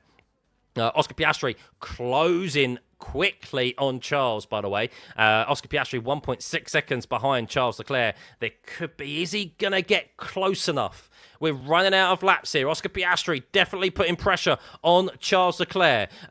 George Russell also putting pressure on Max Verstappen. He smells blood. He just made 5 tenths, half a second in the first sector alone. George Russell on Max Verstappen. They're definitely going to tussle it out before the race comes to an end. It's whether or not Oscar Piastri can with Charles and whether or not Lando Norris can on Kimi Antonelli. Further down the grid, it does seem that the race has fizzled out somewhat, and barring some late technical issues, it will be points scored for Colapinto, Carlos Sainz, and Alex Albon in 8th, 9th, and 10th. Lewis Hamilton, who's had a very lonely race after receiving damage with a collision from Franco Colapinto in the early opening laps. And George Russell, well, he's already 7 tenths behind Max Verstappen. He's got a supreme amount of grip on Max Verstappen, understandably, who is on 46 lap-old hards. They would have done 50 laps by the time they come to the end of this race. George Russell on 33 lap-old hards. There's 14 laps difference between them, and it is definitely showing here. He made half a second up in the first sector last time around. George Russell, he's not able to make that up this time around because he's receiving the dirty air off of Max Verstappen. And maybe Max knew that George would be approaching him. He'd eventually catch him. And it's about looking after the tyres as best as I possibly can. Just eke out a little bit more so that I have as much grip as I can. But it seems that Oscar Piastri, by overtaking Arvid Lindblad there, Charles Leclerc has lost a bit of time with Oscar Piastri. So in the closing stages of this race, Antonelli seems to be winning this race, and barring something dramatic happens at the end, will win his 3rd race in a row and extend his championship lead. But by how much? Because George Russell is all over the rear of Max Verstappen for P5. It's not the position he would have been hoping to fight for, but it is really, it's going to not decrease the points difference at the top if he can. A circuit that he doesn't particularly like and has openly stated he doesn't like and struggles at. Oscar Piastri looking to try and make it a double podium for him here this weekend as well, as he scored a podium yesterday, P2, in the sprint race. Our race winner last year, remember. He does like this track. But Charles Leclerc, he did lead this race up until the safety car earlier on. He made a brilliant start. Qualified P3. He's looking to try and finish there in P3. But will he be able to hold on to it? He also has a deficit, a delta, a negative delta to Oscar Piastri as Max Verstappen has been overtaken by George Russell. As George Russell and Max Verstappen are side by side through turn 1. There's no love lost between these two. And as Max Verstappen has done throughout today, has said, I am still here, as he gets his elbows out and maintains that position. He may be on significantly older tyres, and he says to George, oh, I'm not giving it to you easy. I am still here. Right, back to Charles Leclerc and Oscar Piastri. Oscar Piastri is looking to go for a move on Charles Leclerc down into turn 11. He's all under the rear wing, but he doesn't have enough. Charles Leclerc, we have 3 laps remaining here. 2 laps will be on the penultimate lap next time around. George Russell, though, looking to come back at Max Verstappen, but Max holds on to it for now as George has to look still at the rear wing of Max Verstappen as they make their way through the Marina section. Oscar Piastri unable to get past Charles into turn 11 as well as we watch Oscar Piastri in the slipstream of Charles Leclerc. Charles will be going defensive undoubtedly here, utilising every trick that he knows in the book to score this podium position as Oscar Piastri just has to patiently wait. He's late on the brakes and potentially force Charles into a defensive position as we move back to Max Verstappen and George Russell as there's simultaneous battles happening at the same time as George Russell swoops past Max into turn 17, but Max has got late and deep on the brakes, and will he have the grip through turn 17? He does as he holds on to the position through turn 17. And George Russell is unable to get past Max right now with a significant tyre advantage. I don't know how much Max is getting his elbows out, but maybe George isn't too happy about it. But Max is going to try his very best to score a top 5 here, as Oscar Piastri was unable to get past Charles Leclerc into turn 1 as we're on the penultimate lap of this race. Antonelli leads from Lando Norris in P2 with Charles Leclerc P3, fighting with Oscar Piastri as Oscar Piastri is half a second behind. He's 3 tenths behind. He has overtake mode enabled undoubtedly. They're side by side into the braking zone at turn 11 on the penultimate lap of the race. As they're still side by side. Who's going to come out ahead as they make their way through the Marina? And Piastri is unable to dispatch Charles into that corner and has to wait a little bit longer as we move back to Russell attempting the same move on Verstappen into turn 11, and he has to wait patiently one more time as well as we rejoin Piastri up ahead, heading down the back straight as Antonelli is on the final lap of this Miami Grand Prix with Lando Norris 2.8 seconds behind, but Piastri in the other papaya car is ahead of Charles into turn 17. Will Charles go late on the brake? I'm not so sure as Piastri has fresher tyres, but will he be able to hold off a fast approaching Charles who will have overtake mode enabled here on the final lap as George Russell does get past Verstappen down into turn 17, but will he be able to hold on to it here as Piastri holds off Charles Leclerc for turn 1, but Charles will have overtake mode here as George Russell finally holds off Max, and I'm not sure if Max will be able to come as Charles has gone off. Charles has gone off at turn 3. Is he in the barrier? He's still going. A brief yellow flag on the final lap for Charles Leclerc. Heart in mouth moment for Ferrari fans and Charles Leclerc. Oh my goodness, what happened there? Max Verstappen still not giving up, even though he is having a go at George Russell. Oh wow, Charles Leclerc got on throttle way early, just like Max Verstappen, a repeat at the start of the race, and he did a 360 and avoided the wall and the barriers. I don't know how, but a dramatic moment there for Charles Leclerc, and I'll tell you what, he's lucky Russell and Verstappen aren't close behind them as Antonelli rounds the last corner of the Miami Grand Prix, and Antonelli, it's 3 in a row. He extends his championship lead. Antonelli wins the Miami Grand Prix.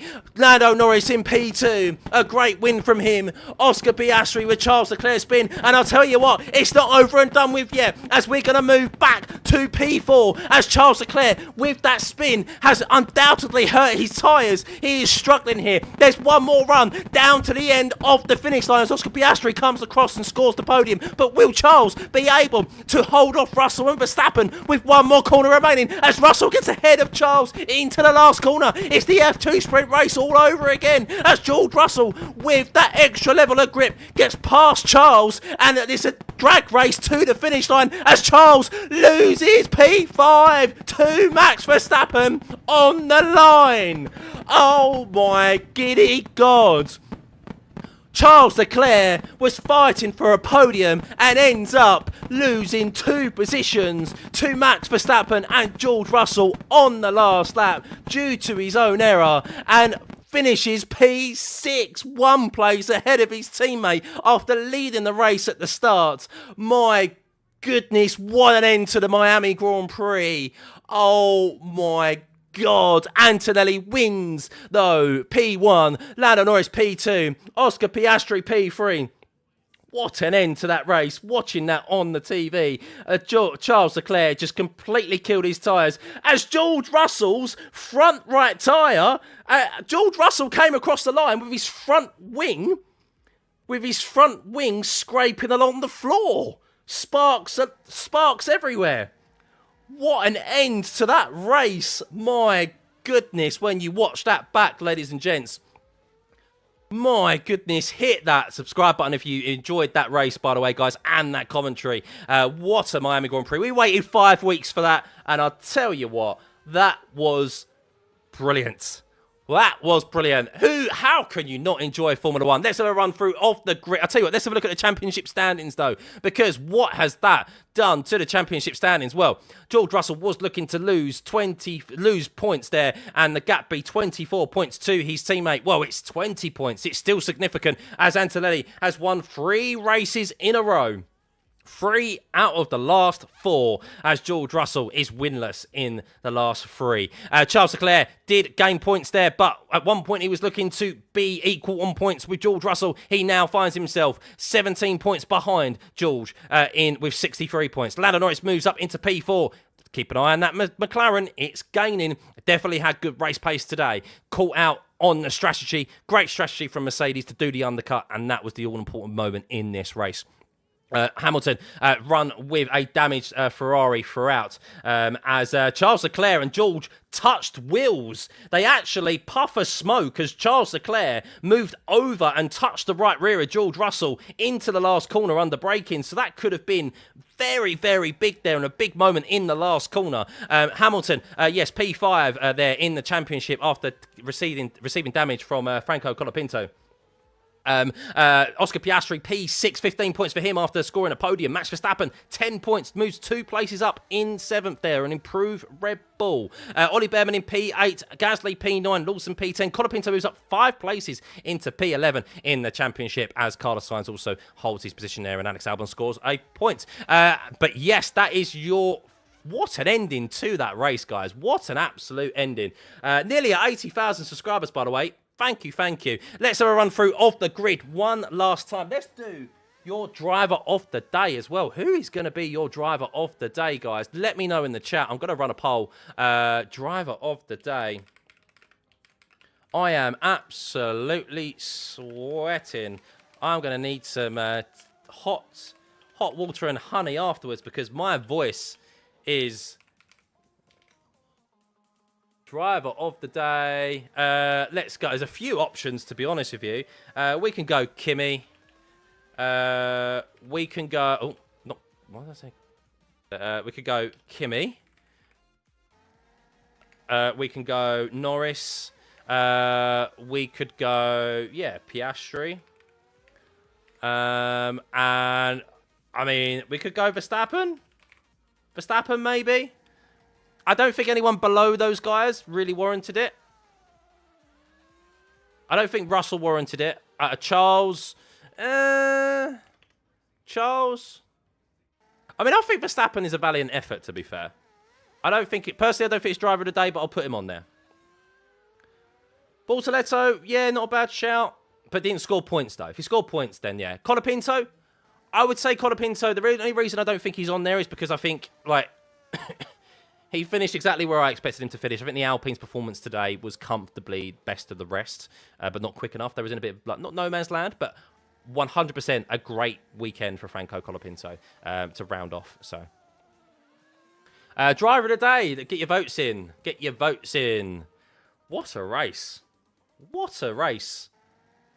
In the chat, out of 10, what would you rate this race out of 10?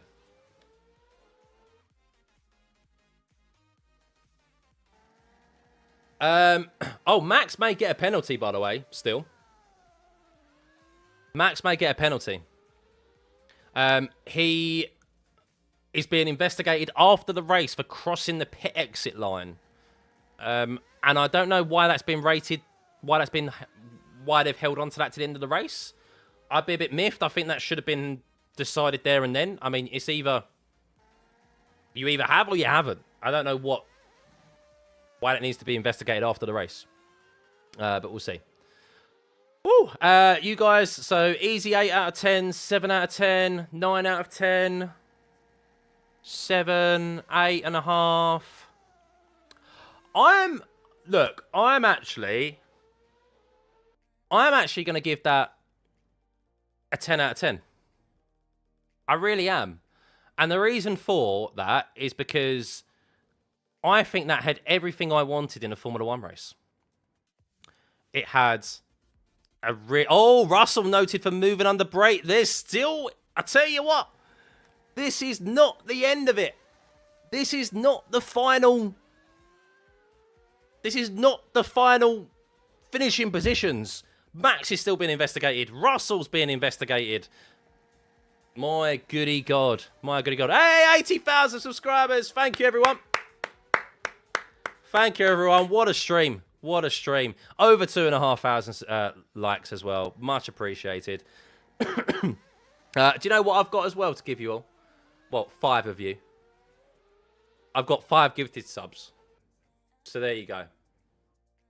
There you go. Verstappen might get penalised. F1 needs him more than he needs him.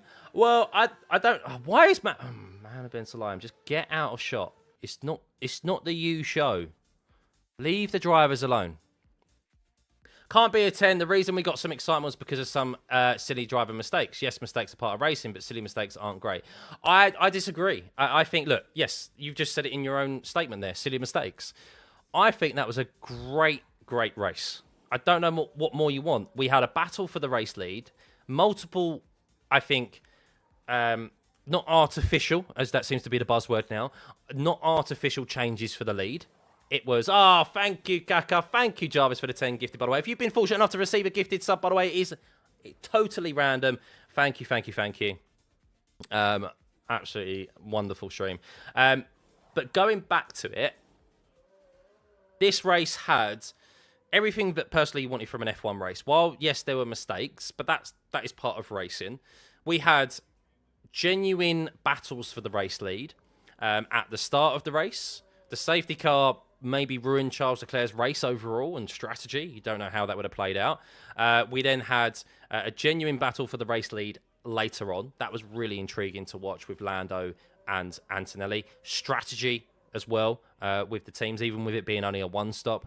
We saw Max Verstappen have a great recovery drive considering what happened at the start of the race. 51-lap-old hards there and really mix it up.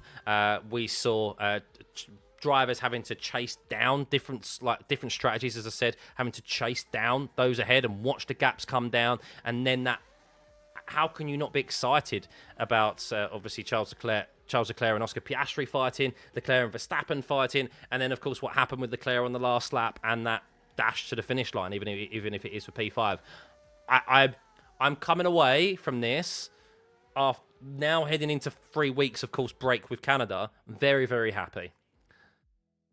Oh, thank you, Kev, by the way. Much appreciated. Yeah, guys, if you've enjoyed the stream, if you've enjoyed the commentary, thank you. Hit the like, hit the subscribe button. That's more important than the likes. The likes are great, but hit the subscribe button. Oh, I did it all with no water breaks as well. Yeah. Thank you, guys, for the 80,000 subs as well. We're nearly there. We're 4/5 of the way there to getting that silver play button. Kimmy is dripping with sweat. I'm not surprised. It's very, very warm out there. Very warm out there. Christina, you...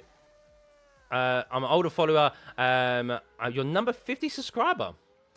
I would love to give individual people gifted subs, but unfortunately it is a random system that YouTube does. So, yeah. Apologies for that. Baby is good. I think she's asleep now. I mean, if she's still asleep after all that shouting, I mean, yeah. Any updates on the Max and Russell incidents? I don't think so. No. I mean, we will see.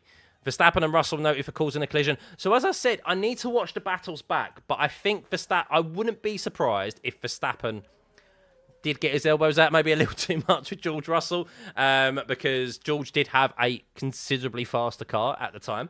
But you know what you're going to get with Max. You know what you're going to get. So we will see. So, yeah, there could be penalties coming Max's way and Russell's way. I don't know. Or maybe they just go, because George moved under brake, maybe it's just like a give and take, because George moved under braking against Max and Max caused a collision with George. They'll end up just going, you know what? Nah, we're not. It's kind of like, you both gave as good as you got. So, who hit Max first lap? No one. No one hit Max first lap. So Max basically got on throttle so he locked up into turn 1. So what happened is that Charles got a great start. Max and Kimi got an okay start. It was an okay start. Not great, but okay, considering the starts they have had to the start of the season. But Charles had a better start. Oh, and Leclerc's been noted for causing a collision at the last lap as well. I mentioned that. He touched wheels with George. He moved over. This is not over and done with yet. Although Hamilton finished 9.5 seconds behind Charles, so I don't think he'll receive a significant post-race penalty. Right, so your driver of the day, I'm ending the poll, and it is Kimi Antonelli with 42%, Max Verstappen 40%, Piastri 10%, and Norris 8%. I think that's low for Norris, to be honest with you. I think Norris had a very underrated drive there. Nearly won the race. Was patient at the start. Picked off Kimi, picked off Charles. And he was only done, it just shows that clean air was a bit key here. When the performance is similar, so clearly McLaren and Antonelli, clearly Norris and Antonelli had similar performance. He wasn't able to just make up enough time in the dirty air on Kimi. He just had enough with Kimi being in that clean air. Didn't have the delta. And it just proved how important that undercut was for Kimi and getting that track position. Otherwise, Lando could have very well went on to win this race. Bodes well for the rest of the season, though, because McLaren clearly have caught up to Mercedes. However, that could swing back into Mercedes' favour, though, when we head to Canada, because they have said they're bringing all their updates to Canada. But Max spun on his own. So what happened at the race start, if you have missed it, is that Charles got a better race. Charles got a better, little one doesn't want to go to sleep. Charles got a better launch than both Max and Kimi. He went around Kimi, then went to the inside. That caught Kimi out a little bit as they went into the braking zone. Totally justifiable though. And Kimi locked up and Leclerc will be investigated after the race for leaving the track multiple times and gaining an advantage multiple times on the last lap. Oh dear, Charles could be getting multiple penalties at the end of the race. He could be finishing lower than Hamilton.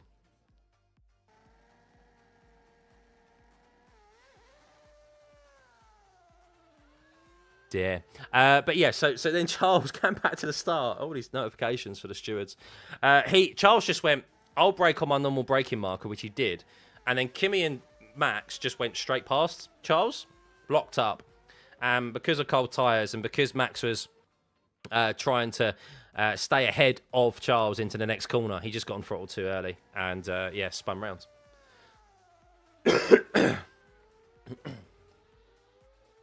He left the S's and cut the chicane. He definitely cut a lot of corners. I mean, they will probably look very poorly on that, I reckon. Because unlike, say, Hamilton in Singapore last year, where he obviously had no brakes, and I think that's a genuine excuse, all Charles did was spin the car. So, I'm watching the George Russell battle, by the way, with their contact and stuff. Oh, yeah, so George lost his front wing, lost the end of his front wing end plate after making contact with Max into turn 1.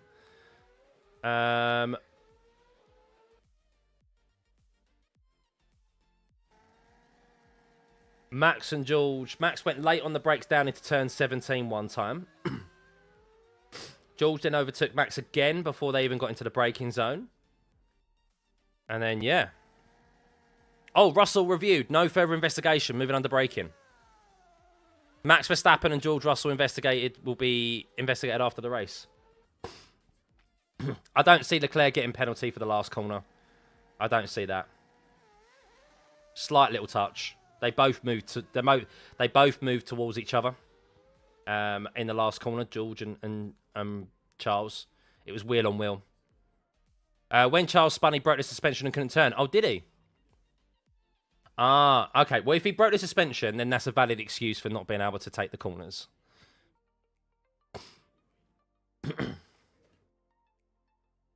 I like that Hamilton was just chilling and watching the battle of us. Yeah. Hamilton was like, why have I just caught up to them all of a sudden? But no, Hamilton had an incident for the first, I think it was turn 2. Him and Colapinto collided. Colapinto went into the side of Hamilton, as Hamilton was up alongside him on the outside. And yeah, he lost that front. He lost that barge board or the wing deflector, whatever you want to call it, the wheel deflector that just sits behind the front wheels. Gasly, what happened to Gasly? Well, Gasly is probably still dizzy because he got sent into a barrel roll mid-air. So he overtook Liam Lawson down into turn 17 on this early parts of the race. Liam Lawson trying to hold on to his position on the inside, locked up, and Liam Lawson's front wheel and Gasly's rear wheel interlocked, and Gasly went airborne and, yeah, went into the barriers. So that broke Liam's front right suspension. Gasly's race was over with, and, of course, that was Liam's fault as well. His mistake, lock up there for him. So, yeah. And it could be a 5-place grid penalty, I presume, for Lilson next time around, because he is unable to take that. He was unable to take, will be unable to take, obviously, that penalty this race because he retired from the race. They're managing temperatures in Lewis's car too. Yeah, and that may have been the case because of, like, obviously everything, every component. Oh, Leclerc is noted for an unsafe condition. Mate, Leclerc is... The way this is going, Leclerc could literally end up outside the points with how many things he's been investigated for. If he's penalised for every single investigation, Leclerc is out of the points. Right, I want to listen to the driver cool-down room because there's a lot for them probably to assess.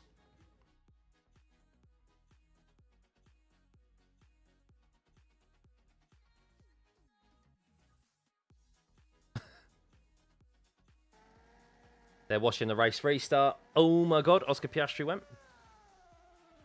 Interestingly, Lando Norris just asked Kimi, where was you when I came out of the pits? Because I couldn't see you. And Kimi went, we were side by side. He said, I couldn't. He said, yeah, that was like, we nearly crashed.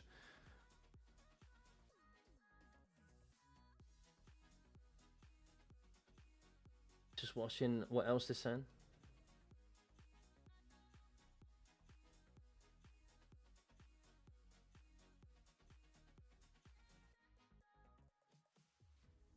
Oh, Oscar not happy about kind of making a little bit of a comment about the regulations. He said when he overtook Charles Leclerc, he goes, I overtook him, and then he came straight back past me. There was nothing that I could do. Obviously, that's the yo-yo effect.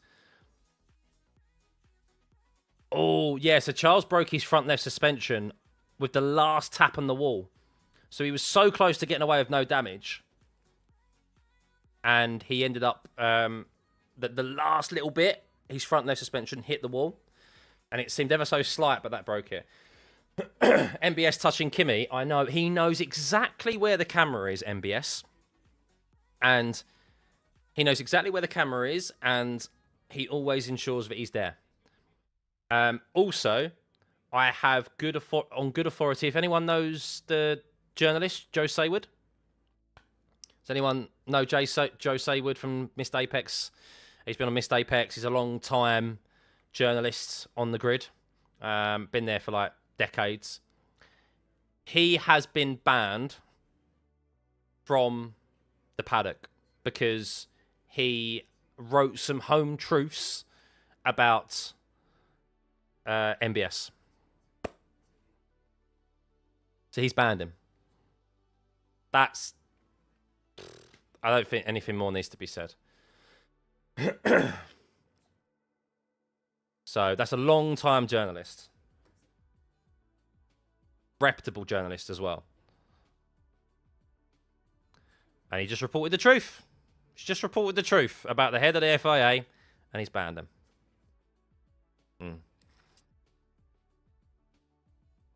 Unfortunately, it's not Lavia. No. So, yeah. So, yeah, that's a real shame. I'm sure he'll get back on the grid when he's probably grovelled in apology, because that's probably what the guy wants. So, basically, just saying, Jazz, a reputable journalist wrote some home truths about, or reported some truths about Mohammed Ben Sulayem, because obviously he's tied up in a lot at the moment.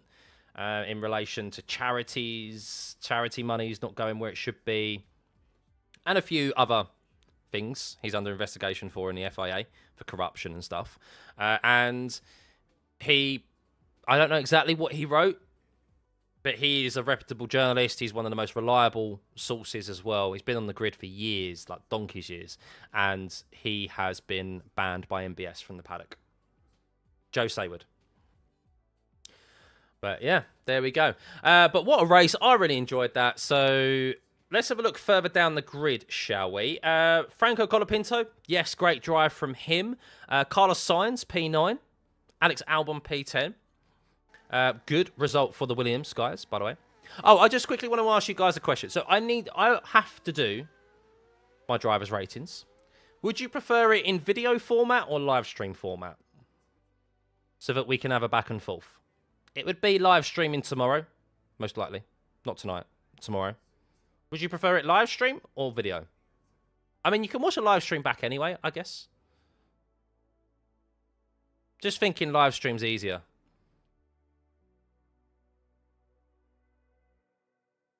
It is dodgy. Yeah, it is dodgy. What do I think about the Ferrari power unit when it comes? Would that make a difference? I still think that yes, the power unit, the Aduo stuff, it's going to be a very long season. It's going to be a very long season. I think Ferrari definitely have made good gains here, but the way the race unfolded today didn't go their way. Lewis said that the correlation with the simulator to the track, for him personally, didn't work. So that's something that needs to be looked into. Charles, I think this race could have gone very differently for him if he didn't get held up by the safety car, and that safety car didn't come out.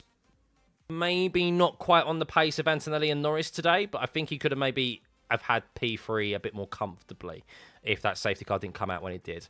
But look, that's how the cookie crumbles, isn't it? Video, live stream, video. Live stream will probably be tomorrow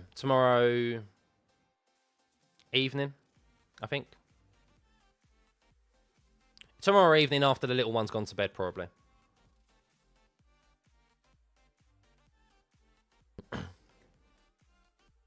Makes it easier to rewatch without being too long. Yeah, I'll probably do, to be honest, I'll probably do live stream. The thing is, when it comes to the reason I'm wearing erring on live stream is just because I think it's easier for me. That the problem with editing I've realised editing takes me a bit too long. I'm not great with editing. But we'll see. I can always cut the live stream down into a video afterwards, so I can always do that, I guess. Maybe I'll do that.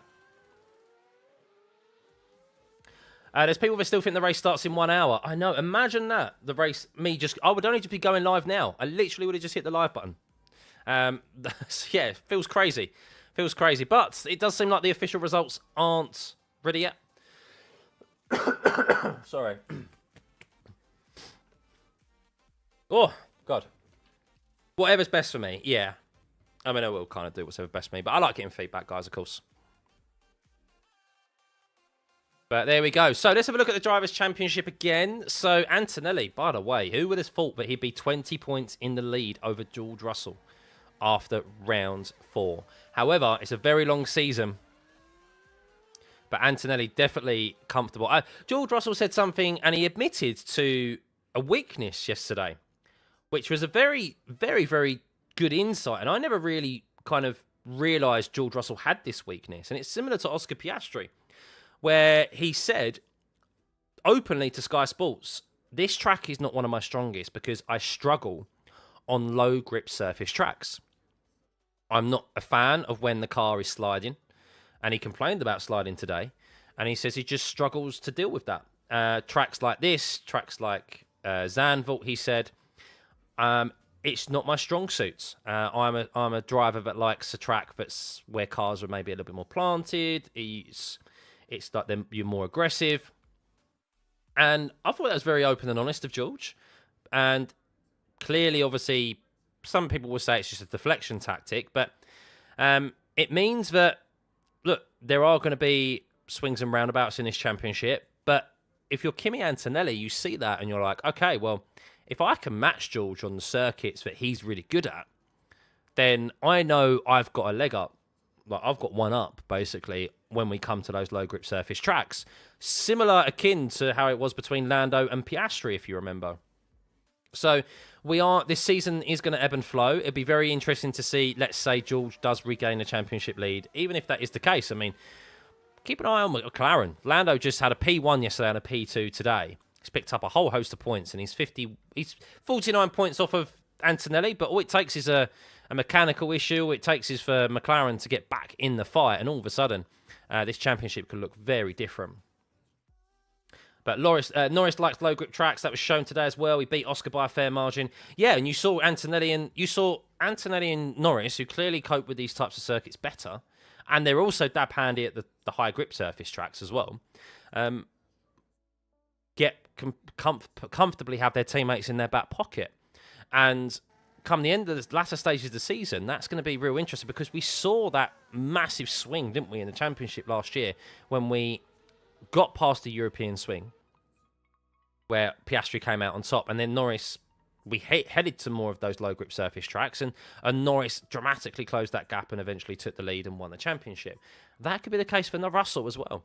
And remember, this championship right now sits the same way that it did in the McLaren last year, where Norris had a slow start, Piastri was leading, everyone expected Norris to be the driver to lead. Same thing with Antonelli and Russell, and, well, then obviously it switched.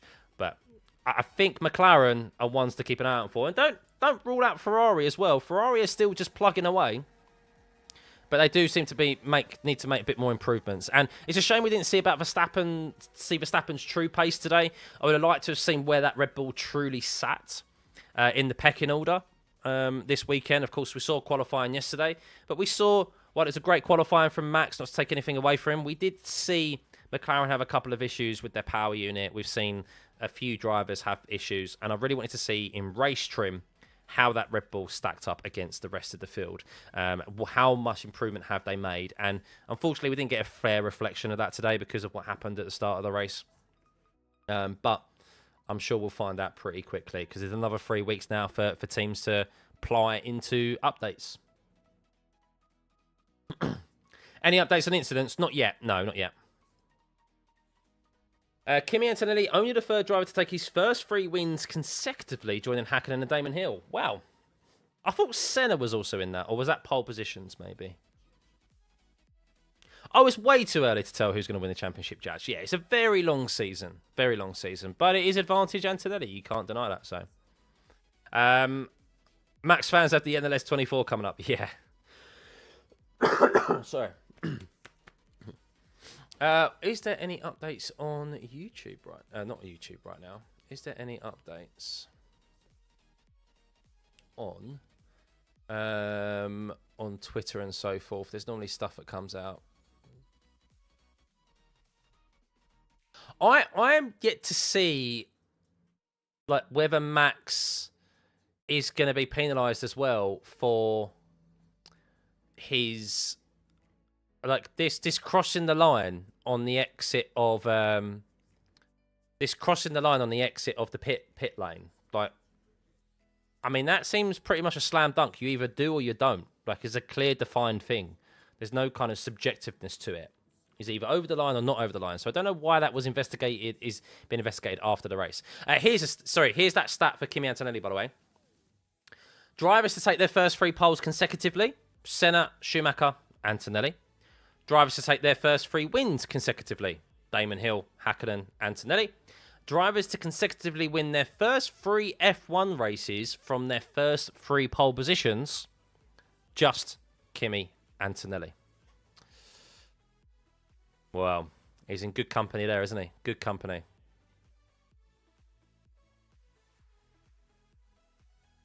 It's a Ferrari shirt. Sorry. You know what? Lando actually made a... I'm watching the race start again. Lando actually made a very... Oh, my God. I didn't realise how close Lando nearly came to tagging the back of Charles Leclerc. Oh, my goodness.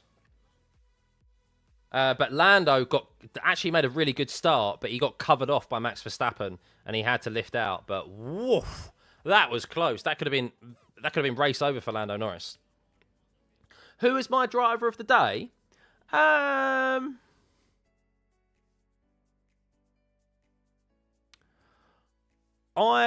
think Kimi Antonelli. I know he started on pole, but I think... Oh, is it Kimi or Norris? I don't know. Because I do think Kimi controlled that race very well once he got into the lead. And that race could have gone very poorly for him. But I also think Norris had a very good drive as well. Started P4, was patient, picked off Kimi at the start, then picked off Charles, led the race. And really, the race to fight, this could have quite easily been Norris's win today. Alas, it wasn't, but it was because of a great undercut by Mercedes that made all the difference. Kimi and Norris's pace today, they were locked. They were locked. Of course, Norris dropped off a little bit towards the end because he was in the dirty air of Kimi for about 25 laps, 30 laps. But I don't know. I feel like if I have to give it to one, I'm going to give it to Lando. I am going to give it to Lando because I think he came so close to that race win. I think his pace, because he started P4, because of how he got up into the lead, and the only reason he didn't win this race today is because of the strategy. I think Kimi, the only reason he finishes just behind driver of the day is because he did start on pole position. He should have got a better start. He locked up at the start, and yes, it was a good recovery. And I'm not taking anything away from him to win, but the strategy, he still had to utilise that outlap. The strategy call obviously was made by Mercedes. It's very close between the two of them. But there is an element of like, I'm not sure what more Norris could have done to win that race, because he was beholden to the strategy of McLaren. They're the ones who decided not to pull the trigger earlier. So, it's very close. I think they had unbelievable drives today. Was that the first time Mami's been won from pole? It has. Yes, that's the first time. Do I think Matt should have gone to softs around lap 44, 45? No, because he would have just... What he's doing... He wouldn't have gained enough time. Those softs probably would have run out as well. Those softs don't last very long. I don't think I don't think those softs would have lasted over 10 laps. Proper pushing as hard as they did. He wouldn't have gained enough time. He would have given too much time up.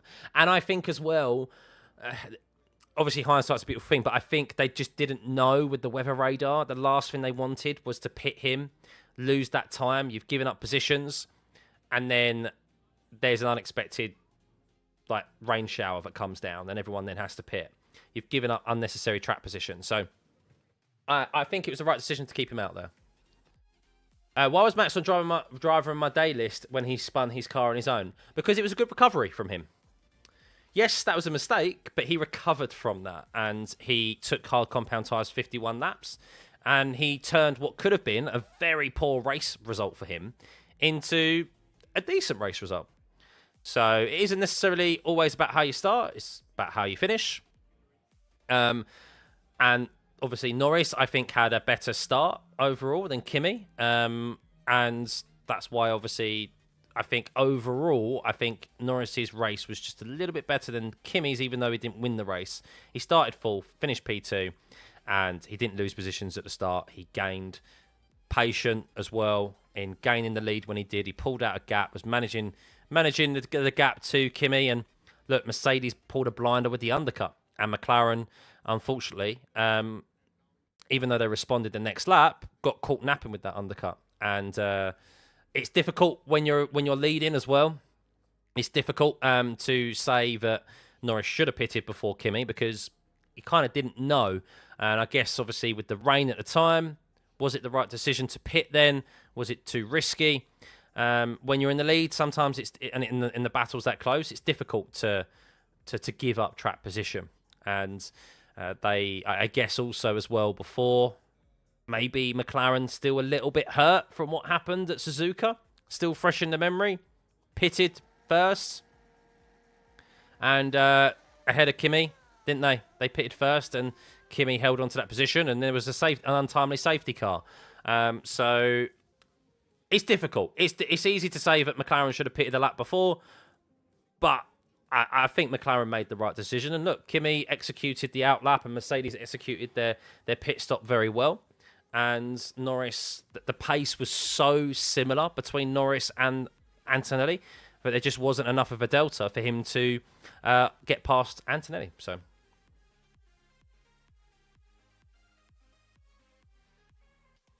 I wonder how the race would have ended if started normally.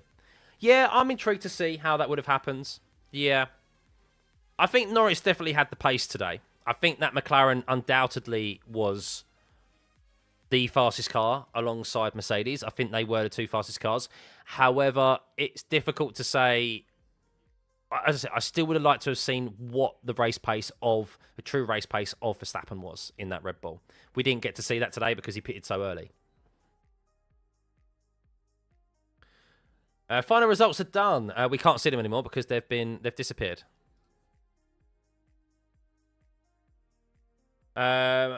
Should have just played the 5 drivers, Max Gasly, Hulk Scrooge. I had Piastri in there. I couldn't transfer Norris in.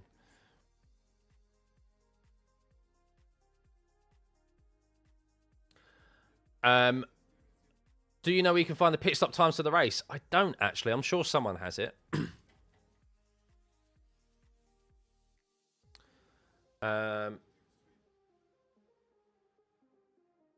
People are questioning the same thing, by the way, about Max's pit lane infringement. Why does it have to be investigated after the race? He's either crossed the line or not. I agree. I'm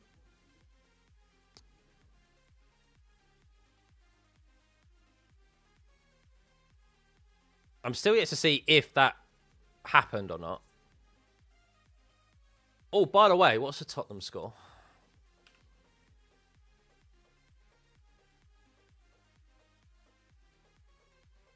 No! How are Tottenham winning 2-0?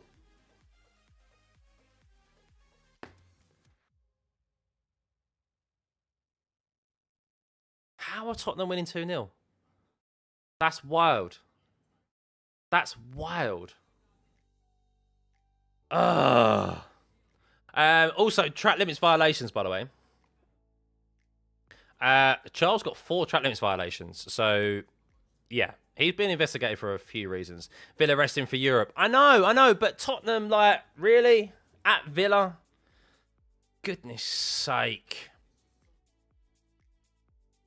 Oh. Was Leclerc's spin out heart shocking? It was interesting. I'm going to go back and listen and clip my last lap, by the way. I am going to go back and clip the last lap because I think that was very, very entertaining. I like seeing my reactions back. If Max had received his penalty during the race for cutting the pit exit, would he still be on the drivers of the day list? No, because that's another mistake, and it means he'll finish further down the grid than where he finished. So yeah, that will not include him on that list. Bye West Ham. I know. I don't know. It's still a long way to go. Still a long way to go, but there's still 3 games left. 3 important games left. But that's going to give Tottenham a spring in their step, which I don't like. So, what is my prediction for Canada? So, I think Canada...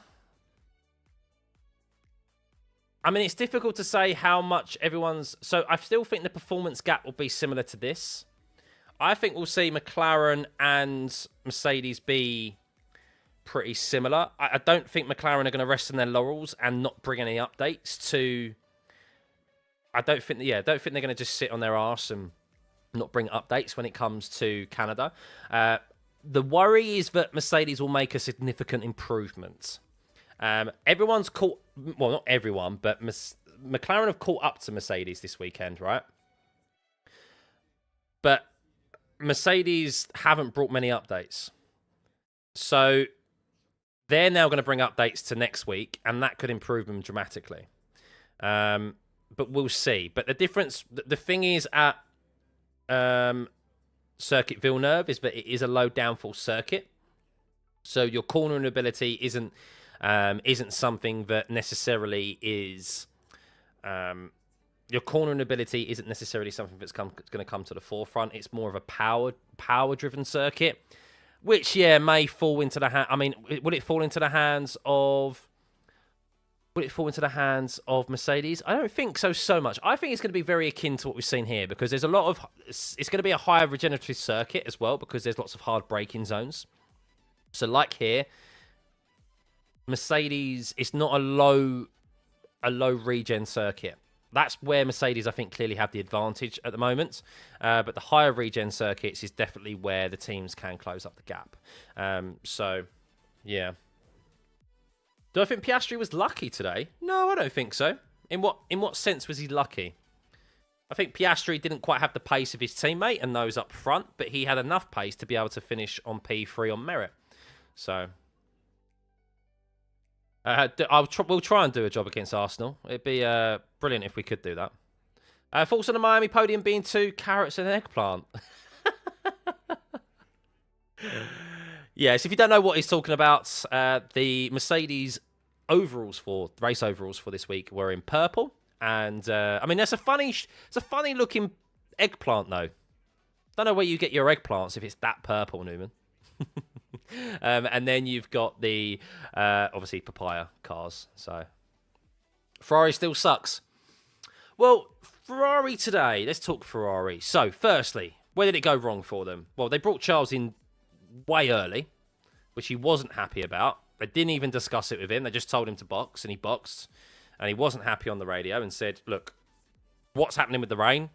You need to discuss these things with me. I'm here. So wasn't happy with that. Then he had to push on his tyres to get back past George Russell in the early stages. And then that left him susceptible to a big tyre offset when it came to Piastri at the end of the race, which he then subsequently lost grip, got too heavy on the throttle, and obviously caused that damage and that brilliant, dramatic finish between himself, Russell, and Verstappen. So it could have been... Would he have held on to P3 today? It could have been a lot more comfortable for him. I think that could have been a lot more... I mean, would he have held on to Piastri? Maybe.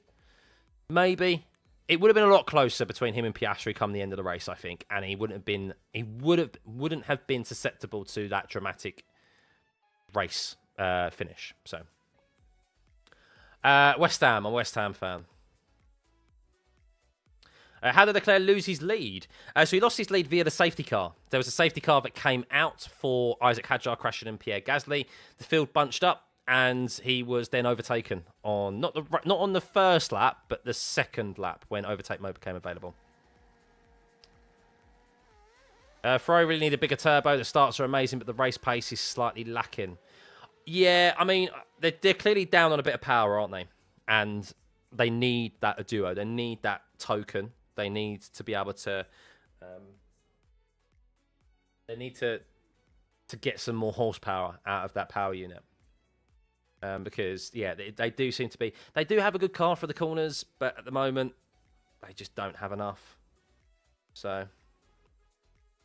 we'd be really interested to see all the driver reactions later today. Yeah, I'll be waiting for the driver reactions before I do my obviously my live stream tomorrow.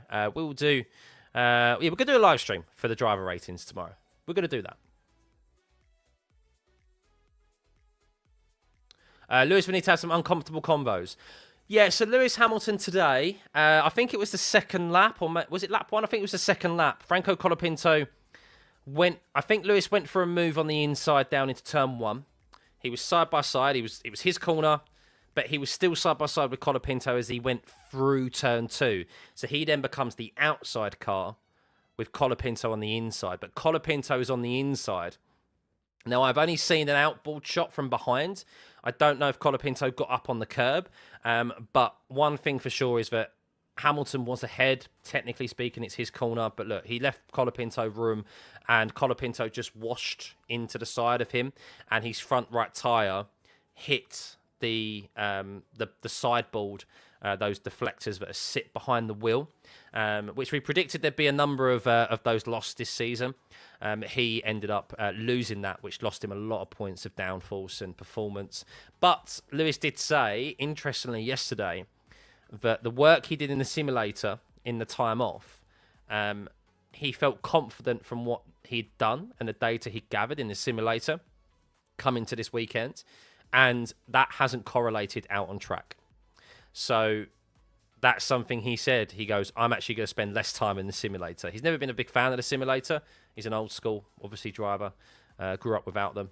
But he said, I'm going to spend less time in the simulator because it hasn't worked this weekend. That's his excuse. Don't know if that's true or not. I mean, Charles fared okay this weekend. But, yeah. Can't wait for Mert Upgrade's next race. Hopefully not too good. We still want it to be a close battle. But Circuit Villeneuve also provides us some interesting racing. And it's another sprint race weekend. Can you believe it? We head to Canada with a sprint race weekend. Gasly's car flipped over. So let's see if there's anything else here.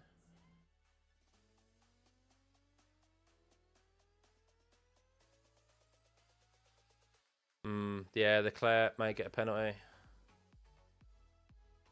So this is the onboard before it gets taken down for copyright. I'm going to post this in the chat.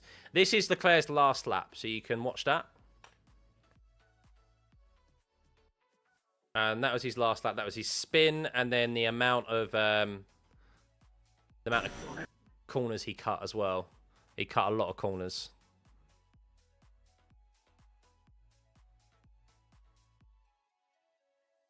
So we still don't know if this will be the final grid as well, final finishing positions.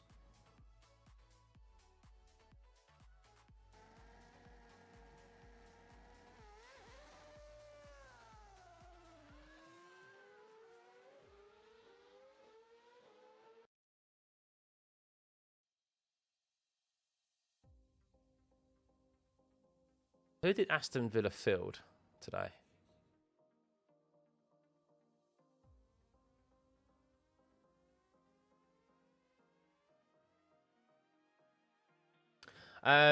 Williams could make a step forward with some lightness upgrades. Yeah, I mean, they need to shed weight. But the thing is, the difficulty for Williams is that they have to make sure the car is still safe. So I think they've had to re-add weight to the car, to the structure of the car, to be able to make it safe. Because I think those crash tests of them failing them were true. I think that was true, those rumours.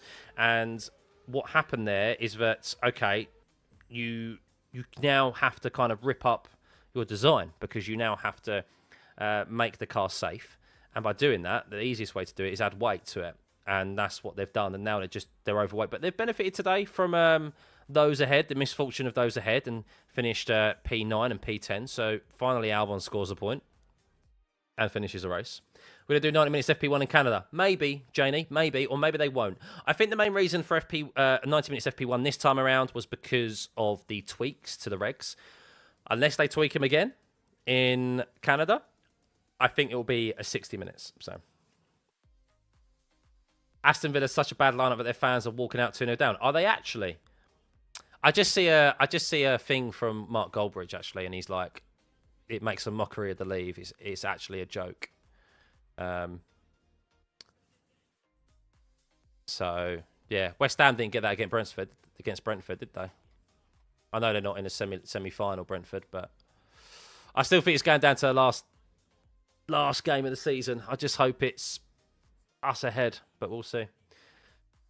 Sprint was pretty boring, but the race was nerve-wracking in all the right and wrong ways. Yeah, I mean, look, the sprint race did fizzle out. I think we saw enough good positives. I think we had enough positives from the sprint race, though, to be going into this race, into the race today, excited. At least I did. Plus, we know every single sprint race isn't going to be great.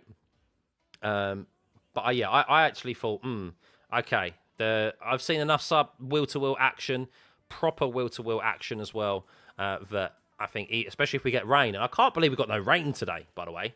How do we get no rain? So, how do I rate the race in comparison to the other three? This was the best by far. Yeah. This was the best by far because we had a genuine, like, race-long battle for the win. We had, obviously, the starts have been amazing this season. Very entertaining. But we had battles for we had battles for kind of every meaningful position today, I feel like. Especially with the top teams, which we rarely get. We had that race-long battle for the win between Norris and Antonelli. We had the race-long battle for the podium position with Verstappen recovering from his poor start. Could he hold on? And we could see that he was going to get caught by Charles. Charles going for that podium and then, of course, ballsing it up after he got past Max, but then he got chased down by Oscar Piastri, who waited longer on his tyres on his first pit stop to then close him down. And I thought it was great, and we had good wheel-to-wheel action. Yes, there was a couple of moments where it was back and forth, a bit of yo-yoing, obviously the battery being used a bit much. But this is down to this is also, I think, while Piastri did complain, of course, about the battery being obviously fully deployed and there's nothing he could do with Charles coming back at him. That's also strategy. That's how this new regs work. You have to, yes, while there's too much over-reliance on the battery, we know that. That can't be dramatically changed now between now and the end of the season. But that is a new form of strategy. Oh, hang on. We're watching the... Okay. So I can see why the stewards... if that's the only angle they have of Max Verstappen potentially crossing the pit exit line, which is his onboard, it's not definitive whether he has or not.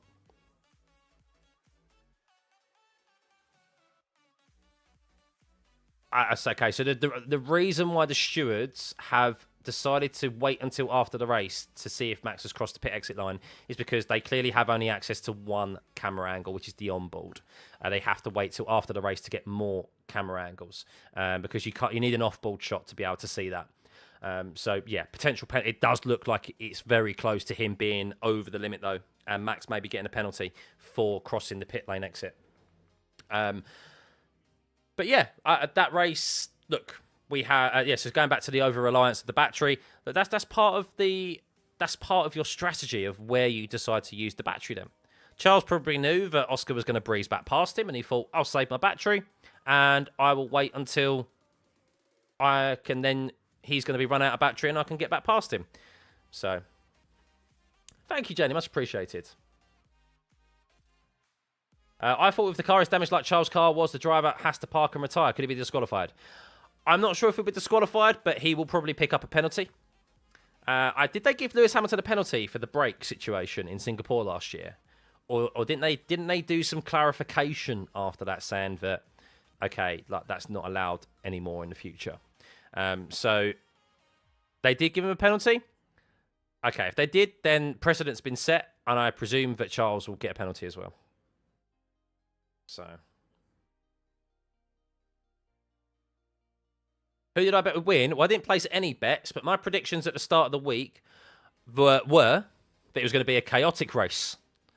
And I thought I had a gut feel that it wouldn't be a good weekend for Mercedes. Okay, the sprint race, I was kind of correct. The race today, not so much, because Antonelli has won from pole position. But George Russell obviously didn't finish on the podium. And I had Piastri finishing first, Norris finishing second, and Charles finishing third. Well, I had the double podium correct for McLaren, didn't I? At least. Did Russell get pinged for moving under braking? He did, but that still will be investigated, and we will probably be offline when that happens.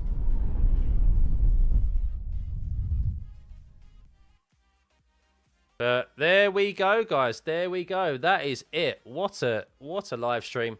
What a race. Thoroughly enjoyed that. Hope you guys did too.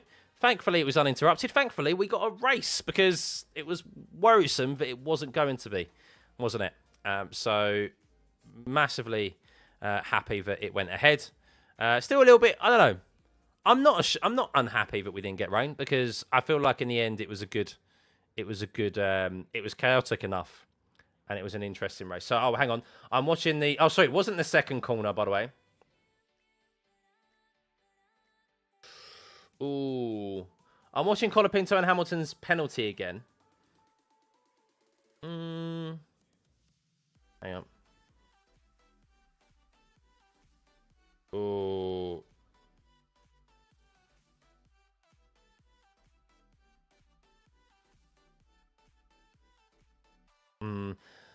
I think actually, looking back at that, I mean, Colapinto, technically, it's still Colapinto's corner into there. But I don't think there's anything malicious from Colapinto. I don't think he's run him out of track. Might not have seen him. But Hamilton never got his car sufficiently alongside around the outside. And probably Lewis was expecting a bit more room from Colapinto. But yeah, maybe Colapinto didn't know he was there around turn 11. So yeah. But yeah, thank you, everyone. Yes, 80,000 subscribers. I didn't think we'd achieve that today. I think we've got 2,000 subscribers today, something like that, like ridiculous. Yeah, we needed like 1,500. No, 1,500 subscribers. No, yeah, we nearly got 2,000 subscribers today. I think like 1,700. That's amazing. So yeah, big thanks to everyone, by the way. Moving in the right direction as well. Unfortunately, we've got a 3-week wait. A 3-week wait until we head to Canada, but then the races come thick and fast. So I'm going to go live tomorrow, unless I'm out drinking or something. I'm going to go live tomorrow, and we are going to do a live stream for the driver ratings. I think that's the best way to do it, and then I can just cut it down into a video afterwards if need be. But well, I like having a bit of back and forth with you guys. So yeah, it will be on the Discord, Lavia. I will put it up Obviously, it will go whenever I post it. When I'm going to go live, it goes in there anyway as a notification. And of course, turn your notifications on so that you're alerted half an hour before I go live. But thank you, everyone. Have a lovely rest of your Sunday. I think that was a brilliant race. Definitely worth the 5-week wait. And well, now 3 weeks until we head to Canada, where it'll be another sprint race. But yeah, I'm sure there'll be plenty of news and stuff to keep us occupied in between them. So yeah, thank you as always for all the subs, the likes and everything. And yeah, a great race to see us off into another, unfortunately, mini extended break. We'll see you then. Bye. We'll see you tomorrow for the driver ratings. Not see you then in 3 weeks. Bye.